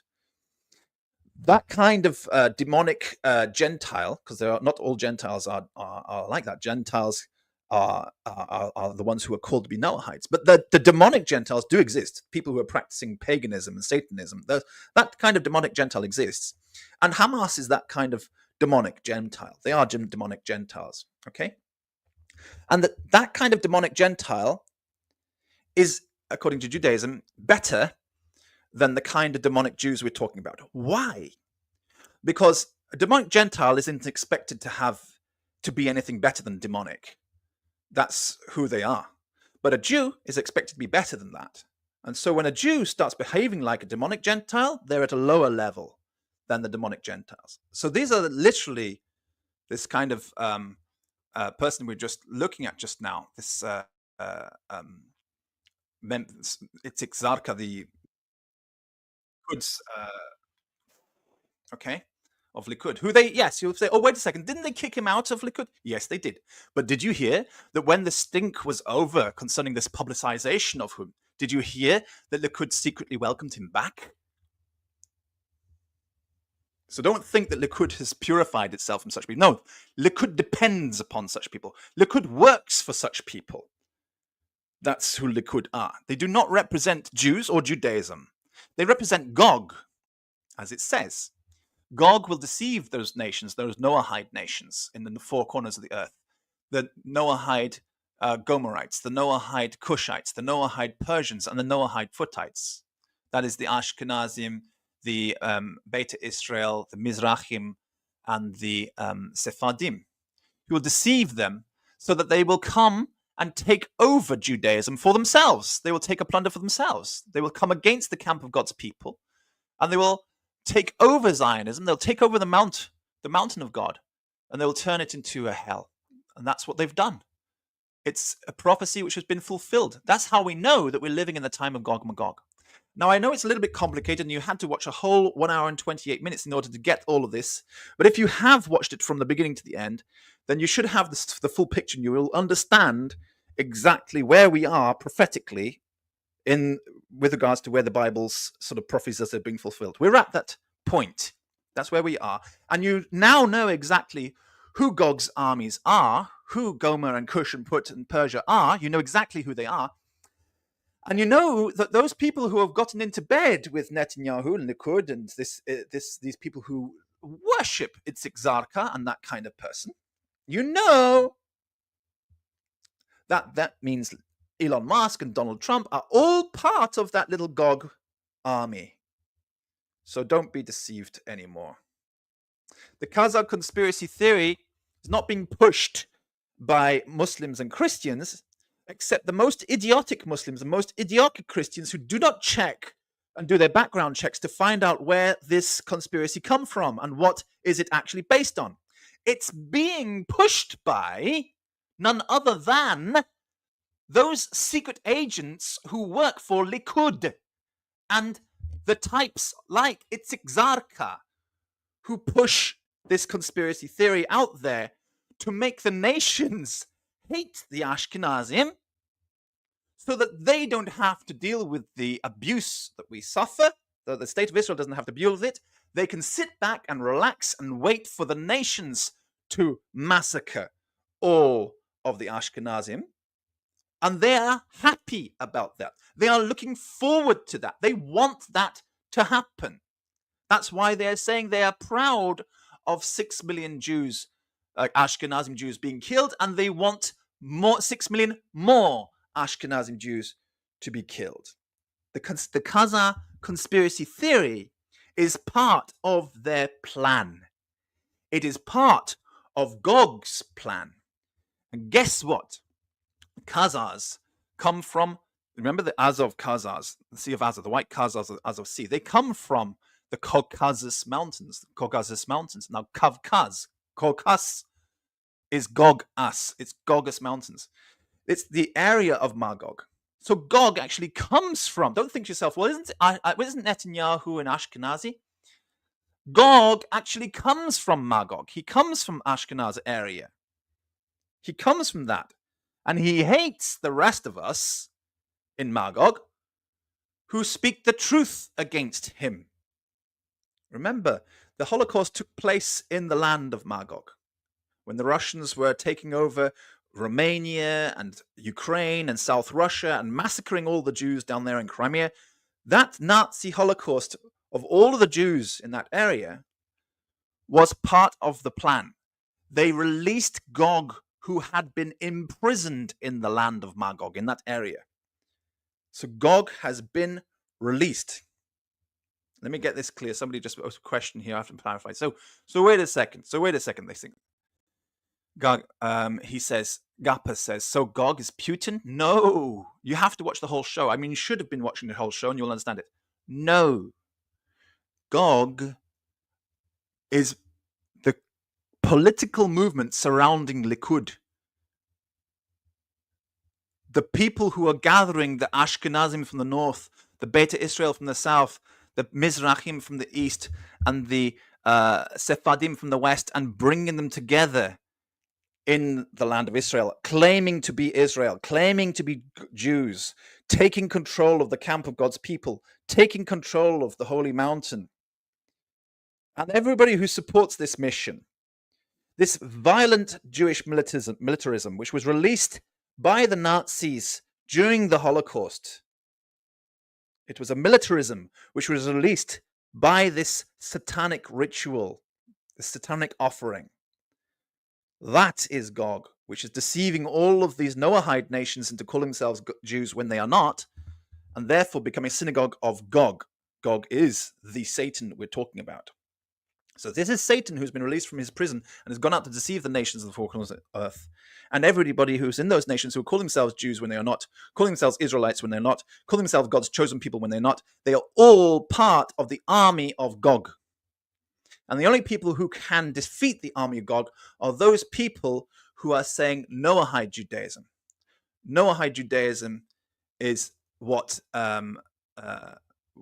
is the fire from heaven, which is going to cleanse the earth from these corrupt bloodline worshippers. That's how we're going to solve the problem. Okay? Let's see. So he says, in response there, he says, so they are owning and building Israel, not destroying it. That's right. They are the ones who are building the state of Israel. But they are not Israel. This Israel is the anti-Israel. It's the opposite of Israel. It's the false Israel. The true Israel is a name of God, which refers to The attribute of struggling to understand and to grasp the nature of God. It is a journey. It is a motivation, which means that some people just can't stop trying to understand God. And if you are one of those people who struggles to understand God, struggles and struggles and struggles to understand God and grasp God and get it and get the point, then you are under the blessing of Israel, the name of God, which is Israel. You are one of the children of Israel, the true children of Israel. And it's not a genetic lineage. These people who call themselves children of Israel, Beta Israel, whatever, they're actually really Beta Yaakov. They're children of Jacob. That's who they really are. All right, I've put a couple of comments on the board up, so I'm going to continue to go through the rest of the comments, and I'm thanking people who have been making comments all the way through the video. So I'm going to look through and see if you want to ask questions, do ask them. I'll get through them as we go by slowly. So first we have from Jamil Ibrahim. He says, "A Jew is man-made, not God." Yeah, it means we are humans created by humans, not God. He said the real Hebrew is through the paternal line according to the Torah. Now, this is an example of the corruption, the corrupt message that the Gog people have spread around the ideas. No, a real Hebrew is not even through the paternal line. According to the Torah, a real Hebrew is people who keep the Torah, keep the Sabbath. If you're a Sabbath keeper, you're a Hebrew. If you're not a Sabbath keeper, you're not a Hebrew. You could be an apostate Hebrew, but the real Hebrew is the one who keeps the Sabbath and keeps holy the seventh day. So God blessed them and said, be fruitful and multiply. And on the seventh day he rested. And as God rests, we're supposed to rest too. So the seventh day keepers are the true Hebrews. So it's not something which comes from the paternal line according to Torah. When it talks in the Torah about Israel and his children, or Jacob and his children, all of them are Noahides. So Hebrews are simply Noahides at that time. And he says everything else is a lie, fake and white man made. God not listen to them. And this is an example of one of the people who have been corrupted by the lies of this Khazar conspiracy, this Gogites, these Itzik Zarka types, who are literally agents of Likud, secret agents of Likud, who've gone out there, spread their propaganda, and Jamil Ibrahim is 100% swallowed up into that. Such a sadness. And we're going to probably see more people in the chat who are swallowed up, but that's why this channel exists. I exist for people like Jamil Ibrahim to say, wake up, snap out of it. You are deceived, and you think you're fighting against Israel, but you're literally a servant of Likud. You're literally on the payroll, just like Hamas is a servant of Likud. Whenever Netanyahu's in trouble, he just gives Hamas a phone call, and Hamas does his bidding. How does he do it? If you ask Hamas themselves, they say, "I've never spoken to him. I hate him. I want to kill him." They'll say, just like Jamil Ibrahim might also say, "Oh, I hate Netanyahu." But in the end, you can't play chess against the Grand Master if you don't even know the rules. And people like Jamil Ibrahim and Hamas don't even know the rules of the game. And they are pawns in the game, being used by these masterminds. And that's the sadness, Jamil. You've got to snap out of this. What I've told you today is treasure. It's golden treasure and pearls which are going to liberate your mind. Watch the video again and again and again. Try to understand the points. Ask questions underneath. Gradually, you will start to see through the matrix that you've been plugged into. And I know it's difficult. But we can do it. We can overcome. We can do it. And once you've come through this, you'll see so much more. The wisdom which will come to you and the vision you'll have will be so much more. You'll be amazed at what you can see, Jamil, because you're not even scratching the surface. You're just swallowing what has been fed to you in the forums. Very sad to say. All right. So Gappa says, just projected religionist racism, which is not rare. You guys are living a fictional lie. And I think this is, again, because as I'm speaking, they hear sentences, right? They hear sentences which triggers them. And they're not able to listen to the end of the argument or the end of the presentation, the end of the discussion, where their eyes will finally be opened. And so that's why they get so upset. Let's have a look and see. He says, do you know Freud, a Jew on Moses? And I think he's going to make a comment on that. He says, Turks, why don't you mention them? Khazar is a Turkish word. I mentioned the Turks, and we discussed that earlier. What he goes on, as they say, you have to be patient and watch the whole thing, Gapa. You've got to listen carefully, be patient, and you get the whole picture. And then Orthodox More says, Shalom Echem, we know for a fact that any Khazarian lineages are a minority among Ashkenazim. We gave their Y-DNA. Now, the majority of Ashkenazim are haplogroup E and J. Khazars are mostly RNA. This is, again, Orthodox More sorry to say you're wrong. You're simply wrong. You do not understand the Jewish story of the Khazars, where it comes from. If you want to understand Khazars, you must start at the beginning of the story with the Khazar story, which was written by the Jews, which makes it clear that the Khazar leaders that we're talking about, like Bulan, would not be haplogroups like R1A. They would be Palestinian Middle Eastern haplogroups like haplogroup E, haplogroup J. I know, I descend from Bulan. This is the lineage which comes from ultimately those Jews, those Ashkenazim Jews of northern Anatolia, who were trying to run away from. They were trying to run away from the Umayyad expansion, which was where the Abbasids were starting to rise up in the late Umayyad times. The Abbasids didn't come from nowhere. They came from an increased political power, so that when they could finally take control, nobody objected. They had a coup against the Umayyads, and they took control because everybody was on their side by that time. Those late Umayyad times is when the Abbasids were rising, and these Jews were running away from those late Umayyad rulers and the community, and they came to Khazaria, and they mixed with the Khazars, and then they rose to prominence as non-Jews. They have, just because you've got a Jewish paternal lineage does not mean you're a Jew. You are 100% assimilated Khazar, and that's who Bulan was.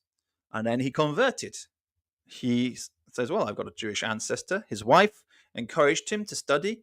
He had the debate, and he converted to Noahide Judaism and gradually got more interested until he was circumcised, and he had his people circumcised as well. The judges, they became judges. They became the judiciary of his people. So, yes, some of those Khazars who were R1A, well, that's totally fine, because if you're R1A, but your maternal line was haplogroup K, for example, which is a Jewish haplogroup from the mother's line, then again you descend from Israelites. Okay? Or you could have autosomal DNA, which is neither a direct maternal line nor a direct paternal line, but say for your father's mother's father could have been an Israelite, and you are therefore a Khazar with a different haplogroup. You could have haplogroup H, it doesn't matter. Haplogroup L, it's completely irrelevant. You are still an Israelite because you descend from an Israelite, whether it's your father's mother or your mother's father, it doesn't matter. You can still be Israelites. So the Khazar, so it's not like we know for a fact that any Khazarian lineages are minority. Not at all. In fact, the majority of Ashkenazi Levite DNA is Khazar, for example. That's R1A. The majority. Okay? So, but that doesn't mean that if your direct paternal line is of one particular haplogroup, that your other grandparents were all of the same haplogroup. It's not the case at all. You know that. So you know this, and I know you understand this. So you can look at your own sentence and say, you know what? I have to correct that sentence. That sentence is not clear. That sentence doesn't make the point. That sentence is wrong. I know you're an intelligent man. I know you can understand that. He goes on, though. Let's read through the rest of his comments because he's a friend.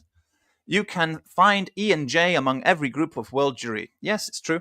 For Khazars to be mostly R1A with no haplogroup EJ among them, which shows them that any Khazarian admixture came later and wasn't the founding group. It's totally irrelevant to the entire discussion which I've given you here.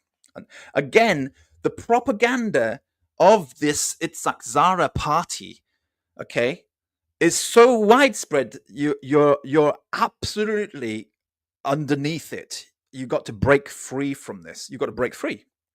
Okay, you cannot accept that these are like minority Khazar lineages. You can't accept this and say this is the fact. No, you've got to realize, well, look, there are 4 grandparents to every grandchild, and 2 of them we know what their haplogroup was. The other 2 we don't know what their haplogroup was. When we go back to great grandparents, there are 8, and only 2 out of 8 we know what their haplogroups were. When we go back to great great grandparents, there are 16, and only 2 of the 16 we know what their haplogroups were. The haplogroup lineage, paternal line, maternal line, is entirely irrelevant to your ancestral makeup. It is only interesting if you are interested in your direct paternal lineage tribe and your direct maternal lineage tribe. But there are plenty of humans out there who couldn't care less about their direct paternal lineage and couldn't care less about their direct maternal lineage and are more interested maybe in their mother's father or in their father's mother. I know it in my own family. Most people in my family are much more interested in my father's mother than they are in any of our other grandparents that we have. And I'm talking about it myself, my generation. Some of us already have grandchildren. But from my generation, we're mostly, in my family, mostly interested in my father's mother than any of the other grandparents, which, if you were to speak to them, you'd think that they were all descended from her, as that was the family name. But it's not. That's not the family name. Our family name comes from our father's line. My father's father's father's father. This is where our family name comes from. This is where our YDNA comes from. But to hear the rest of them talking, you'd think that our family name comes from my father's mother. Because people couldn't care less most of the time who their direct paternal line or who their direct maternal line is. It's only interesting if you want to know if you are directly descended from, patrilineally, from Jacob. Okay, or if you are directly descended from a religious Orthodox Jewish mother on your great-grandmother, if your great-grandmother was religiously Orthodox Jewish. That's interesting. That's why these maternal lines and paternal lines are interesting, because people are trying to identify, am I an Israelite? Like, am I a son of Jacob in my name? Does it come down my father's line? Or am I an Israelite by maternal line? And so the people are really only interested in those if we're talking about haplogroups with Judaism. But it's irrelevant. It's completely irrelevant. So I'm in haplogroup E, and I'm a descendant of Bulan. And I've explained in this video how. How am I? Not because of, Bulan was my father's mother's somebody. No, because Bulan was my father's direct paternal line. Haplogroup E. How? Because I told you who Bulan was. I explained where he came from, where his ancestors came from, and why he converted to Judaism. And that's why I'm saying, don't believe the Khazar conspiracy rubbish. Study the Khazar story in Judaism, and then you'll understand what's going on. Because this conspiracy rubbish comes from the Itzik Zarkas of the world. It comes from this guy.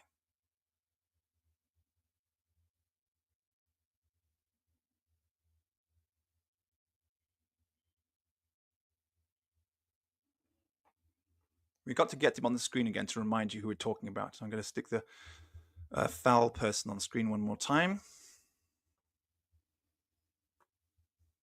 so that everybody knows who we're talking about. We're talking about this guy. Okay, and that's his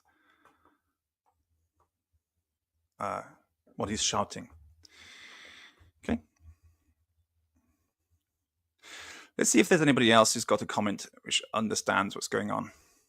Or is it just 3 people talking all the way through the chat? And I think, let's see if anybody at the end of this gets this.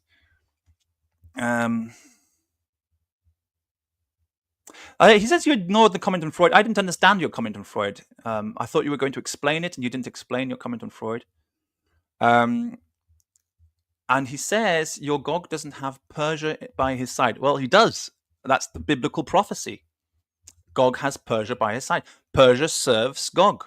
So does Cush, so does Put, so does Gomer. And the only way we can purify these nations from this is by pouring out the fire, the Noahide fire. What I'm going to do is I'm going to invite, because I know I've triggered some people with this. This is really upsetting information. It's upsetting information. I'm going to invite anybody who is triggered to come into the studio. I will control you if you start. Let me warn you in advance that if you want to, I'm putting the link here. Come to the studio. Come and join me here. You can have a fight with me in here. I'm not going to argue with you in a cruel way. You can come and express your pain, because I know you've got pain, because what you're suffering from. Orthodox More, you can come in as well. You're suffering from cognitive dissonance. What I'm telling you is contrary to everything you've learned. And I'm trying to tell you, you've only learned it from the internet. If you look to the facts, the details I'm pointing, nothing that I'm saying is contradictory to the facts of history. What it's contradictory to is the narrative of the internet, which is controlled by the same people. Everybody is serving this agenda. Come on in if you want to. You can come into the studio. You can have a chit chat with me, and I will try to explain things. But look, if you're going to start, if it sometimes happens that somebody clicks on this link, comes into the studio, and tries to shout me down. If you try to shout me down, I'll just mute your microphone, okay? And I'll get my point across, and then I'll unmute your microphone, and then you can carry on speaking, so we don't have a shouting match. I'll just mute your microphones if that happens, or I'll remove you from the stream until I've finished saying, then put you back on the stream, if you are patient. So I want polite, responsible, mature conversation. I don't want a shouting match, all right? Another thing which will happen is if people try to put on like some kind of foul picture, of course, I will also remove them immediately, and I will also probably have to end the stream immediately as well, because that's one of the ways that people have been trying to abuse in the past. So Orthodox More has joined me. Here you go. All right. Shalom. Good to see you here.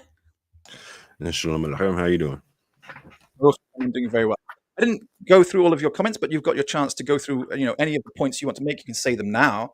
If you put something on screen, I'll stick it on for you. I just wanted to be really clear. I was going at the Khazarian theory. I wasn't going at who is a Jew or what makes a Jew. I was going at what makes a Khazar, right? Mm-hmm. So my point was that we actually made the same point. So you're saying you descended from somebody amongst them or along with them who was haplogroup E, right? Yeah, that's right. Right. So what I was saying was like the Jews that came amongst them would have been like E and J, et cetera, right? Yeah. And they were assimilated. They would have admixed with people who would have had these Khazarian haplogroups, maternal and paternal, et cetera, right? That was my only point. So people who make the argument like Aaron L. Hike or others who that the founding population of Ashkenazim are Khazarian. That's what I was going at.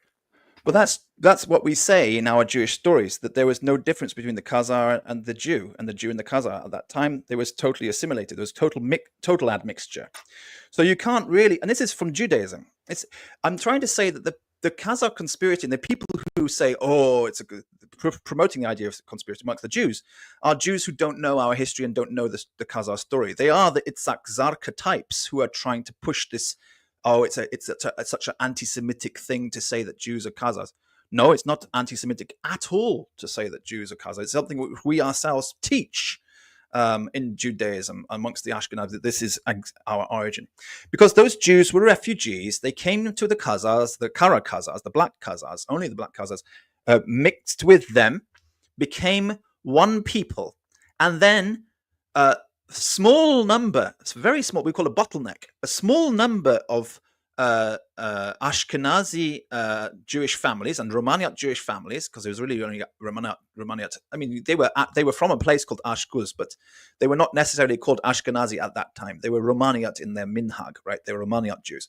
Small number of Romaniat Jews, like Itzik Hasangari and his family, continued to practice Orthodox Judaism and knew that the Khazarian population were generally descended from Jews who had become assimilated, whether they were male Jews or females who had been married into the Khazars.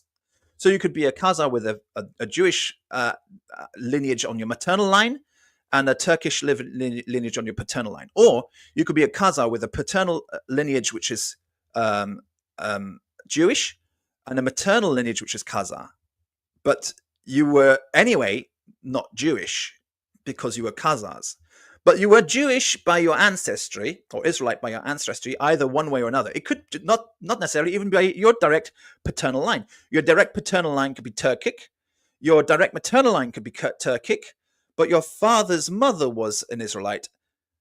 and the rest of them were Turks. And you're still going to be a child of the tribe. You're going to be part of the tribe. You're going to be what we call asufim, or you're going to be badukim or shtukim. The point is we have designations in Judaism to describe such people. We have words for all of them. And then these people were targeted by the Romaniot, small Jewish bottleneck, very small bottleneck of religiously Orthodox observant Jews, targeted for conversion to Noahides. Do you follow the story? Do you follow the logic? Oh, are you gone? Yeah, no, I follow it. I'm not challenging the Jewish history in any way, shape, or form. So we're both just saying. So to be clear, though, we're both saying the same thing in terms of genetic concept, right? To whether you have. So why did you say that the Khazar lineage were a minority then? Amongst Ashkenazim? Let me read your comment again. I think I misunderstood your comment. Specifically. The comment here. So again, I'm not talking about Jews amongst the Khazars, right? So for instance, like if talking about the Lemba, for instance, right? Like when the Lemba went to Africa, just like every other Jewish population, they intermixed with the population there, right? The host population there, right?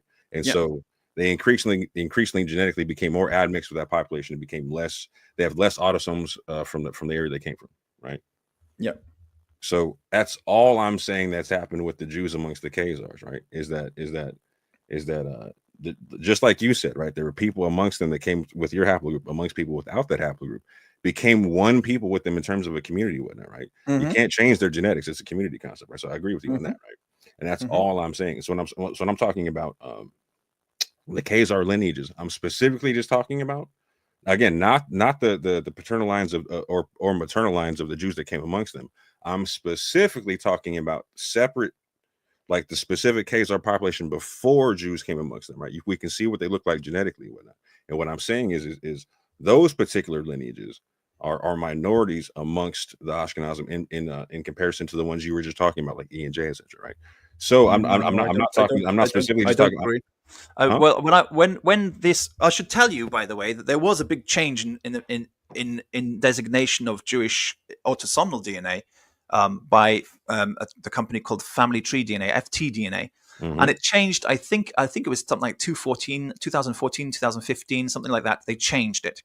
And the reason they changed it is simply because of pressure, huge amounts of pressure from Jews writing and complaining to the company, saying, I'm 100% Ashkenazi, I'm 100% Sephardi, and you gave me this rubbish designation that I've got something. So they actually changed the way they calculate the autosomal DNA. That was 23andMe. 23andMe started. It was FTDNA did it too. Everybody changed it. They all followed on. So now you've got this ridiculous, because before that, nobody was ever tested to be like 100% Ashkenazi or 100%. They did not exist. And then suddenly after that, the maximum you would have before that was like 25% Ashkenazi. That was like really, really solidly Ashkenazi. And then after that, now you have people like Maya and Balak who are 100% when they take the 23. Yeah. It's like, where did this come from? Well, they changed because just because of pressure being put upon them by people saying, I'm a pure blood Jew, because they couldn't, because this propaganda, this idea, this mentality that I'm a pure divine being is actually present amongst too many people who are following this. It's that you saw the video with Itzik Zarka. Were you here when I was playing that, or you were out at that time? What was that? I'm sorry. Did you see the video when I played the video of Itzik Zarka, or were you out at that time? This guy who's on the screen. Yeah, the guy on the screen. Yeah, I saw that. Yeah. So this kind of person exists, and they are furious against people like me and Ashkenazi Jews who are saying, no, we descend from Khazars, from Lemba, from the Kush, from Persians, from Umayyads. This is who our ancestors are, with a small drop of Jewishness amongst us. Small drops, bottlenecks. They call them bottlenecks. Bottleneck populations amongst us, who managed to actually sort of convert the whole tribe to Noahide Judaism, and then over too many centuries, we start saying, no, we're not Noahides, we're Jews, which is not right. We are Hebrews, all of us, but we're not Jews. And that's where this trouble comes from. When you start saying I'm a Jew, not just a Hebrew, okay, I'm a Jew, or even get some psychotic people saying that all Jews are Hebrews and all Hebrews are Jews, and there are no Hebrews who aren't Jews. when you get these kind of weird, sort of mentally ill people who don't understand the history and don't understand the concepts, spreading their ideas, what they're trying to say is, what they're literally trying to say is, I am 100% different species from the rest of you because I am a divine being and the rest of you are my creations, essentially. They say, you were created by my dad and therefore you should worship me and serve me. I'm not joking. That's what this Itzik Zarka is saying. That's why he's saying he's proud if another 6 million of us will be burned. He wishes for this. He wants that. And it's not just him, because you saw how popular he is with Likud. Yes, they sort of got rid of him for a short time. Then when they thought nobody was looking, they apologized and they invited him back to their party, because their party is built on the backs of these people. That's what Likud is. It's built on the backs of these people. These are not Jews. These are Noahides who call themselves Jews and are furious about the rest of us who say we all descend from Noahides. They can't stand that. This is a big problem. They want to be divine beings. I know it's a bit mad, but that's what they want. That's what most people are interested in when they say, oh, I'm an Israelite. What do you mean you're an Israelite? Why is it so important to be a descendant of Jacob? What's the deal? Right? I mean, maybe you can answer. Maybe you speak with a lot of people like that. Maybe you know. What's the deal? I honestly can't figure that part out. I'm trying to, because I've watched it. I've literally watched the obsession with that concept ruin families or whatnot. Right? I wish I could answer the question. I don't know. I don't have the answer. You've dealt with a lot with those. What do they call them? Hebrew Israelites. Yeah. Thank you. Yeah, that's the ones. Yeah, you've dealt a lot with those guys. Very much so. And what's the not deal? so much anymore. I've tried to stop dealing with them because there's for me there's no hope anymore. They may have a point that they do have Israelite ancestry. Yeah, maybe one of their ancestors. I think at this point of time, I would say it's probably difficult to find anybody on the planet who doesn't have an Israelite ancestor somewhere in their autosomal yeah, exactly, lineages, right? Yeah, 100%. So why does it matter if it's your direct paternal? What makes out of 16 great grandparents, right? 16. Mm-hmm. Okay, what makes that one male direct father? Why is he more important than any of the other autosomal? Or your direct maternal, right? They're all your grandparents. You're equally 1/16 from all of them, right? Mm-hmm. But they somehow think, no, only this one is important, and none of the others are important.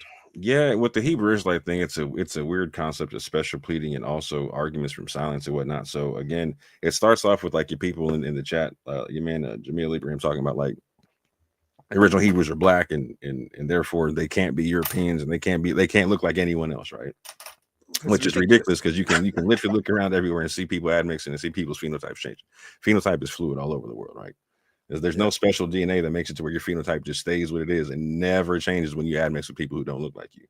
I've been on your show. There were people who were so furious because I'm white, right? And they're like, "No way, he doesn't have haplogroup E." It's like, no, he's not. It's like, what I do, but why does it matter? Why does it matter? Haplogroup E's, which means like somewhere down the line we got a paternal ancestor, right? Like so, like this is how, and if we go back far enough, we go to Adam, right? This is what the genetics, you know what I'm saying? We got the same mutation accumulation. Go back to A00 with it, right? This is the problem with the racist mind. It's very, very badly educated, very badly educated for a start. That's the first problem, isn't it?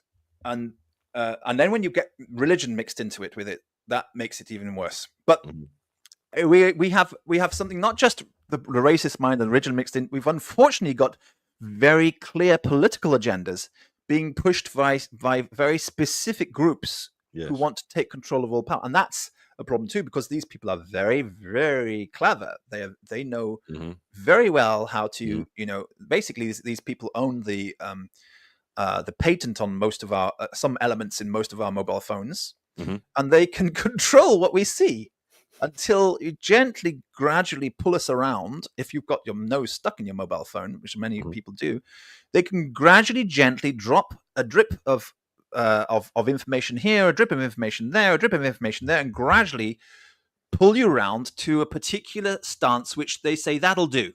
That's sufficient. You don't have to be on their side. This is what people don't understand. You don't have to be on their side. You don't have to be a friend of these people. You can hate them as long as you agree with their argument that that's true. I.e., for example, that Ashkenazi Jews are all Khazars and we have non-Jewish origin. And only Ashkenazi Jews are non-Jewish in our origin. You know, as long as you accept that, oh yes, Ashkenazi Jews are all Khazars, and Khazars are not Jewish and have no Jewish origin, then they're happy with you. And they'll say, oh, how racist you are to say such a thing. But they're still happy because they're the one who wants you to say that sort of thing, because they're not going to come out and kill us, even though some of their less educated members are very proud to say that they want to kill us and they want the rest of us to burn. They want the non-Jews to kill us. So they'll say, oh, how racist you're being. But inside they're smiling because they're saying, I'm very glad that you're saying what I wanted you to say. Exactly. It's very unfortunate. So here we are. So I hope I explained clearly today that the real, who the real black Khazarian nobility are, the Genoese, and why they were called black Khazarians, and who the Khazars are. But I also want to make the example because it's relevant to the prophecy thing with regards to, who is Gomer, Cush, and Put. Was I clear enough with Cush and Put and Persia? I was typing in the chat when you were making that point. You can recap it if you want to. So I was saying, in the same way that that Ashkenazi Jews are Khazars, and this is not a bad thing. This is okay. This is fine. This doesn't mean we're not Jews. It doesn't mean that the Khazars are not Israelite. Okay, they have Israelite origin. In the same way, the Sephardim are Umayyads, the Beta Israel are Cush, and the Mizrahim are Persians. Facts. Yeah, I agree with that statement 100%. This is in exactly the same way. And when we forget that, then we can sort of not notice what's happening right under our noses with regards to the establishment state of Israel and how it's gone, this militaristic country which over the past 80 years has developed. That is the fulfillment of that prophecy which the Quran talks about. No state no people will return, or no people or state which we have destroyed can return until Gog Magog has been released. Do you know the verse I'm talking about? Roughly, but not off the top of my head. Yeah. Well, this means that if the state of Israel has come back again, having been scattered amongst the nations and totally decimated, then that means Gog and Magog has been released. So, and the reason why the verse says that is because it's actually referring specifically to this Jewish state, which would not be restored until Gog and Magog is released, because Gog is the one who does it. He is the one who deceives Gomer and Cush and Put and Persia, and makes them believe that they are all Jews, and gathers them together to establish a fake state of Israel. He is literally the Antichrist, doing something which the Christ is supposed to do, because the Messiah is supposed to gather all the nations, right? Gather the Jews from amongst the nations together, okay? And so Gog, being an Antichrist, has to do something like that. He has to give it a go. But he does it with Gomer and Cush and Put and Persia. That is, with the Ashkenazim, the Sephardim, the Beta Israel, and the Mizrahim, which is the population. And when I say Beta Israel, I'm including the Yemenites in this as well, because they're all Cush. That's all from down there. Because Sheba was a daughter of Cush, and Sheba is where Yemen is. So, this is the false Jewish army, which creates the false Jewish kingdom, which everybody is thinking is the real Jews and represents the real Jews. So I'm trying just really to get that point across. Well, I thank you for coming into the studio to explain that. It seems like nobody else really wants to pop in. I saw you were having a debate with somebody there in the chat about DNA. Yeah, a little bit there. It was kind of the same kind of debates I had with a lot of Hebrew Israelites and whatnot. That you guys that Jews can't be Jews if they're white. That was it? That was what you're talking about? Pretty much what it was. That's what the argument was. So it was Jamil who was saying a Jew can't be a Jew if he's white? Is that what you're saying? Basically, yeah. Europeans aren't Hebrews, and the real Hebrews were black, etc. And and he was claiming that he's a limba and all kind of stuff. And yeah, it was. I think that Gappa doesn't get what I'm trying to say here. He says that, Persia is literally fighting Israel. He still doesn't get it, does he? Yeah, he How doesn't. how do I explain this even more? Can you try and for me to like say it in a different way for him to understand, maybe? About the Mizrahim. So correct me if I'm wrong on your argument or something. So you were saying people like Lahud, etc., are backing people like this who back the Khazarian theory, so that it foments anger towards Ashkenazim, etc. Right? Yeah, well, foments anger towards anybody who says that they're not pure. Right. Yeah. Exactly. Right.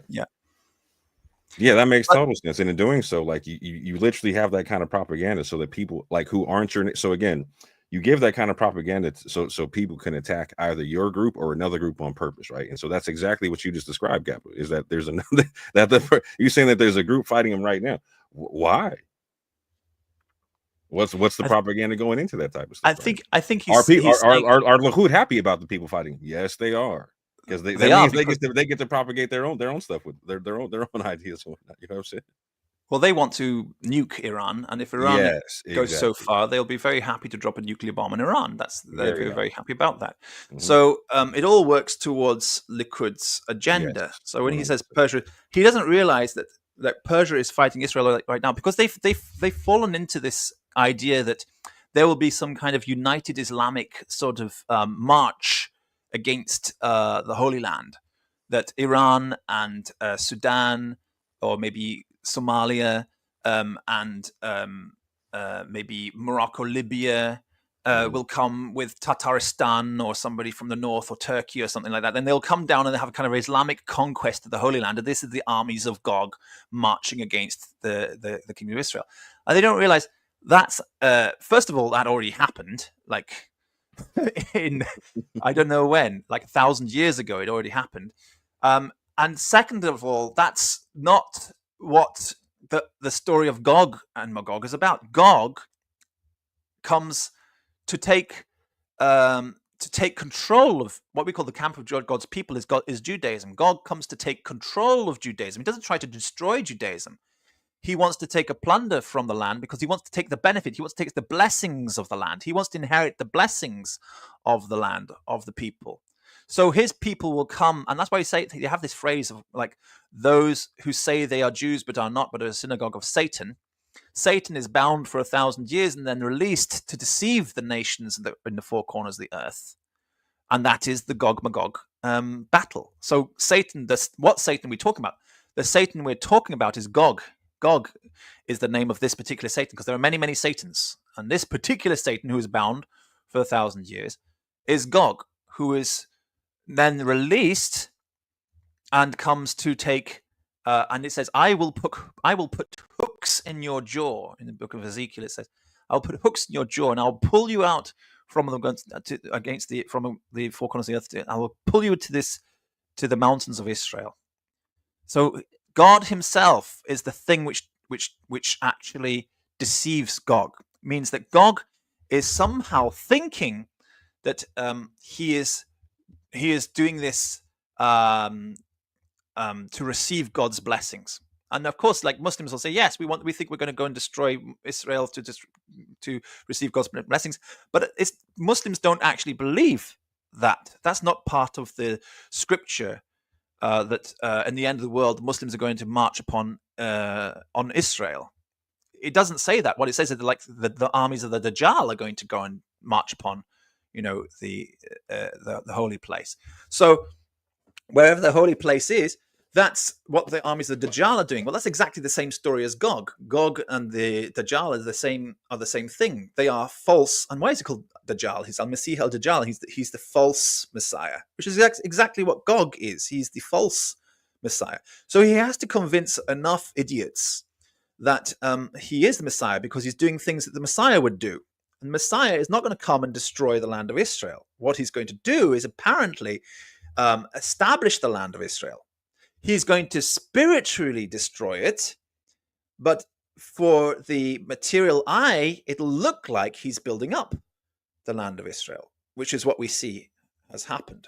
So he's saying, if he says Persia is literally fighting against Israel right now, as if he's correcting me, it's like Persia is fighting against Israel. That means the Mizrahim, like this man in front of us, are fighting against Israel in a spiritual battle. But I think that maybe Gappa thinks, when he says that, he thinks it means Iran is fighting against Israel right now. And that's not the point that we're saying. The point that I'm trying to get across is the army from Persia, which is marching, are called the Mizrahim. They are the Persians who are marching against spiritual Israel. And the army from the Kush area that is marching against Israel are called the Beta Israel. They are the ones who are marching against spiritual Israel. And the ones from the West African area who are marching against Israel are called Sephardim. They are the ones who are marching against Israel. That's the Put who is marching against.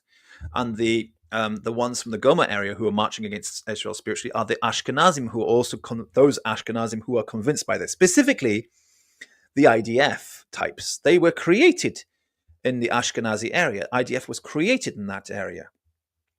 But they had turned their back on the idea that, that we should be pacifists. That's what I'm trying to get across there. Well, I invited Gappa and Jamil to come in to the studio. I put the link there for anybody who wanted to come in and have a chat. And it was only you who joined us, Orthodox Mosque. So thank you for coming in. Would you like to say anything else before I end? No, just thank you for having me. And I think your arguments were very clear and nuanced. I think people just missed the nuance in what you were saying, thinking like hearing a word and assuming you meant something else by it, right? But I think you were Possibly, very, yeah. I think you were very, very clear and nuanced in what you were saying, though. Thank you so much. Well, it's difficult, when you start to talk something and you're facing the prejudice in people's minds, and you start to make a sentence, and they hear that, and they go, "Oh, you're one of those." It's like, well, no, I'm not one of those. I'm getting to my point, but I have to give the background. Otherwise, anybody who's not everybody who's listening will understand it. So we have a shalom there from Misrat Kehavai and stuff. And he says, I am a bit, is this about nationalism? And yeah, it's about nationalism. It's worse than that. It's about divine blood. It's worse. It's about divine blood and pushing the idea that anybody who has an ancestor which is not of the divine bloodline is not a Jew. Basically, that's what it is. Okay, well, he says, I'm a bit late, he says. Sorry about that. Okay, well, it's good that you popped along, and I hope that you'll find that interesting. I'm going to finish the show now because I've got to go. And I hope that I managed to make some things clear. We must not ignore this Itzik Zarka group. I mean, we're using his name to define a kind of person who there are plenty of them. And you saw in the video, and I recommend you go and watch that video again, how in bed Likud are with him. If you think that, well, but I heard that Likud have distanced themselves from people like that. Yeah, they did it very briefly when this became a thing, when it was an issue a little while ago. But they invited him back. I'll just actually get the Times of Israel article about that so you can read that. Oh, and some people say, oh, Times of Israel, I'll never read that. It's a leftist paper or something like this. Well, okay, then. There are people who don't want to inform themselves because they are like, oh, I'm not going to listen to anything that a leftist says. Well, then you're under state control. Your minds are literally locked into the matrix. If it was a leftist government, I'd be arguing, to make sure that we were pushing for more conservative issues. But since we are under a right-wing hegemony on the planet right now, I'm pushing on all the left. We have to push the exact opposite in order to make sure that the Overton window is just about center. And if we don't push on the opposite of what is taking control of the planet, then we won't get the center at a time. But anyway, let's get this article up as well before I go. Itzik Zarka, so that people can see. And there it is. Here is the article we're talking about. If you didn't know, it happened not long after he was basically removed. They restored him. Liquid court. Can you see that? I think it's sharing. Yeah, it's sharing. Yeah, it is sharing. It says that the Liquid court restores a member who said 6 million more Ashkenazim should burn. Okay, so it was restored, and there he is being welcomed back. Welcome back, brother. This is who Likud is, and this is who people who are less informed are saying that Jews are following. That this Likud is Israel and represents Israel. Anybody who doesn't simply come out directly and say, Likud, you do not represent Jews or Judaism or Israel. You are the anti-Messiah. You are the opposite of what Jews stand for. You are the opposite of what Israel stands for. Anybody who doesn't say that is in bed with them. Okay? And they do not represent, all of them, they do not represent Jews, Judaism, or anything to do with Israel. They are the anti-Israel. They are the anti-Messiah. They are the Dajjal. And they are Gog. And the Khazar conspiracy theory, if you're pushing the Khazar, anybody who's out there who's pushing the Khazar conspiracy theory doesn't realize that Khazars descend originally, were already a mixed people descended from Jews and Turks before they converted. Then you have really fallen into their trap and you're serving their agenda.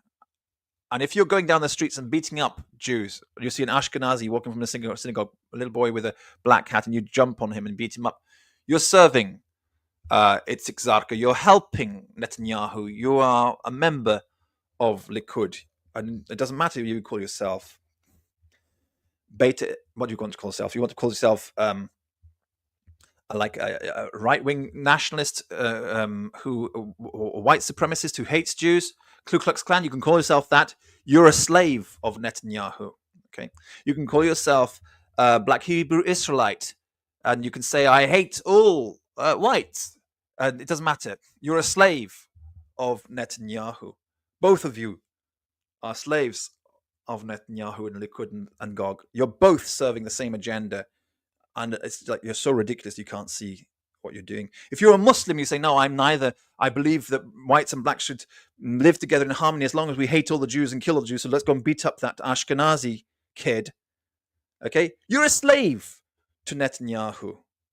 Because they're so clever, they've made each and every single one of your groups into their slaves. And the only people who are not slaves to those people are the ones who are saying Israel does not represent Judaism or Jews. Judaism as it existed before the Holocaust is a pacifist religion. And we all descend from Noahides. That's the reality of the situation. There are no divine bloodlines. I was saying this on the show last week, and I was very happy to hear Bernie Sanders get up later on in the same day and say the same thing in the where was it? It was in the Senate. I was very happy to hear him saying that. No, there are no divine bloodlines that are going to be ruling the world. We have to stand against all this now. It's over. What we need is the rule of law, because the word of God is the rule of law, and he will rule the world with iron rod. That is the word of law. The rule of law is the word of God, which rules the world with iron rod. And you will not miss it until it's gone. But we actually had a pretty good deal with the rule of law coming up in the past 1,000 years, slowly being established across the planet so that we can enjoy the freedoms we have right now. And now you're turning out against it. Everybody's turning against it. Don't turn against it. This is actually what we need. We need to return to the rule of law, and we need to strengthen the rule of law to make sure that law is more fair for everybody. And we do not need to abolish what has already been established, because that's just the men of lawlessness at work right now, and we don't need them. Okay, thank you for joining me, brother. Thank you for watching, everybody. I wish you all a pleasant Shabbat. I'm going to say one more thing before I go. If you want to stay, you can. If you want to leave, you can. It's up to you, brother. I don't know which one you want to do. I'm going to talk about Sabbath observance now. Are you a Sabbath observer?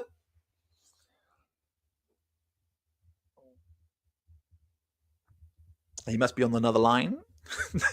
Are you there? Yeah, your mic is there on, but I can't hear what you're saying. Here we go. I had it on play for a second. Yeah, I do my best to observe rest. Yeah, you're a Sabbath observer. Do you observe it on a Saturday or a Friday or a Sunday? I'm more of a Saturday kind of a person, but very good. But yeah, well, God bless you. That's the way it should be. So I'm going to talk a little bit about Sabbath observance. This is quite important for Taharat, actually, Tahorat. When you keep Sabbath, you can stay if you want, or you can go. You can hop in and join in if you want to make a comment about it. I always say that when you observe the Sabbath, the minimum you have to do is the Havdalah. This is for the Messianic Noahides out there. If you believe that Jesus of Nazareth is Messiah, he said, "Do this in memory of me," and that is the Havdalah ceremony at the end of a Sabbath, at the end of a Yom Tov. That's the minimum you have to observe. But you want to go more than that, then I would say the next step would be to try to keep kosher food, to eat kosher food on the Sabbath. And that means also at this time of the year, because we're in the Asham period, you should try to eat, you should abstain from grains until certain grains, or eat something which is symbolic of Yashan until the Reshit Kasir, offering the Pesach until Passover. So eating kosher means, you can enjoy your prawns and your pork all the way through the week, but not on a Saturday. No prawns, no pork, no rabbit, no whatever else you want. Hey, Yuri's here to add you to the stage there. Just talking. Shalom, Yuri, good to see you. Shalom, shalom. So just talking about taharat here. So avoiding unkosher meat on Sabbath, or unkosher food on Sabbath, is a second step.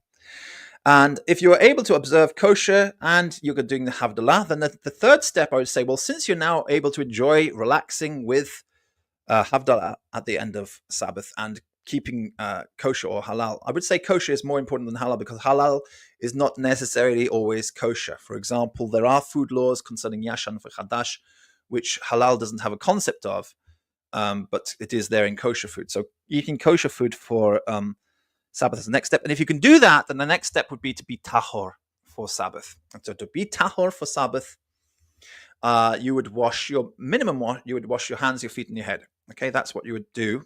Remember when Jesus went to wash the feet of Peter?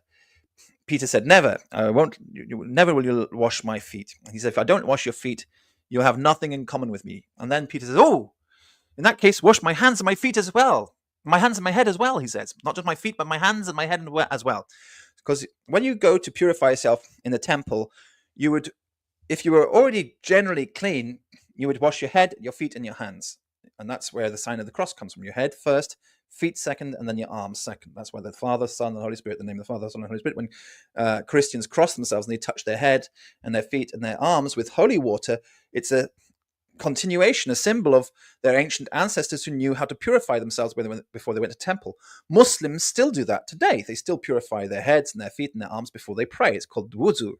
Okay, and if you are contaminated by death, then you should purify yourself. Contamination by death means having touched anything which will contaminate any of the creatures, living creatures, any of the dead living creatures which will contaminate you with death if you touch them, and that includes sperm, because when sperm comes out, that is going to contaminate you. And that includes menstruation, because when in menstruation you have an egg, a human egg, which comes out, which is going to contaminate you. These are little humans which have been contaminated.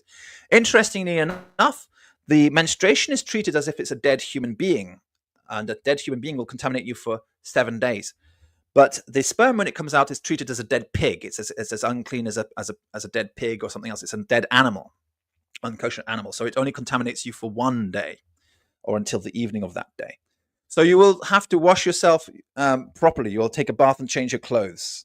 When you take a bath and change your clothes, if you've been contaminated by any of the non-kosher animals, which includes sperm, then you will be unclean until evening. You can wash yourself now, and by the evening time, you'll be clean. You'll be able to observe a clean and holy, happy Sabbath in the state of taharat, purity.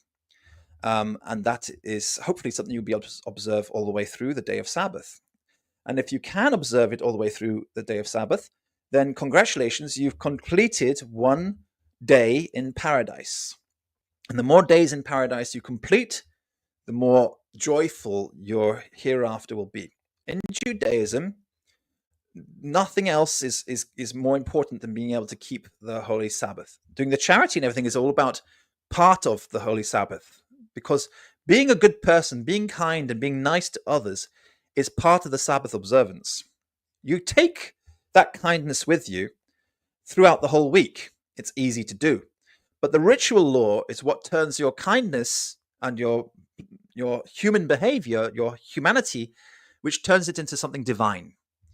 so that the human can ascend into heaven. So it's not something which you don't do on Sabbath. It's something you do as well as these ritual purification things, which enter you into the Sabbath kingdom.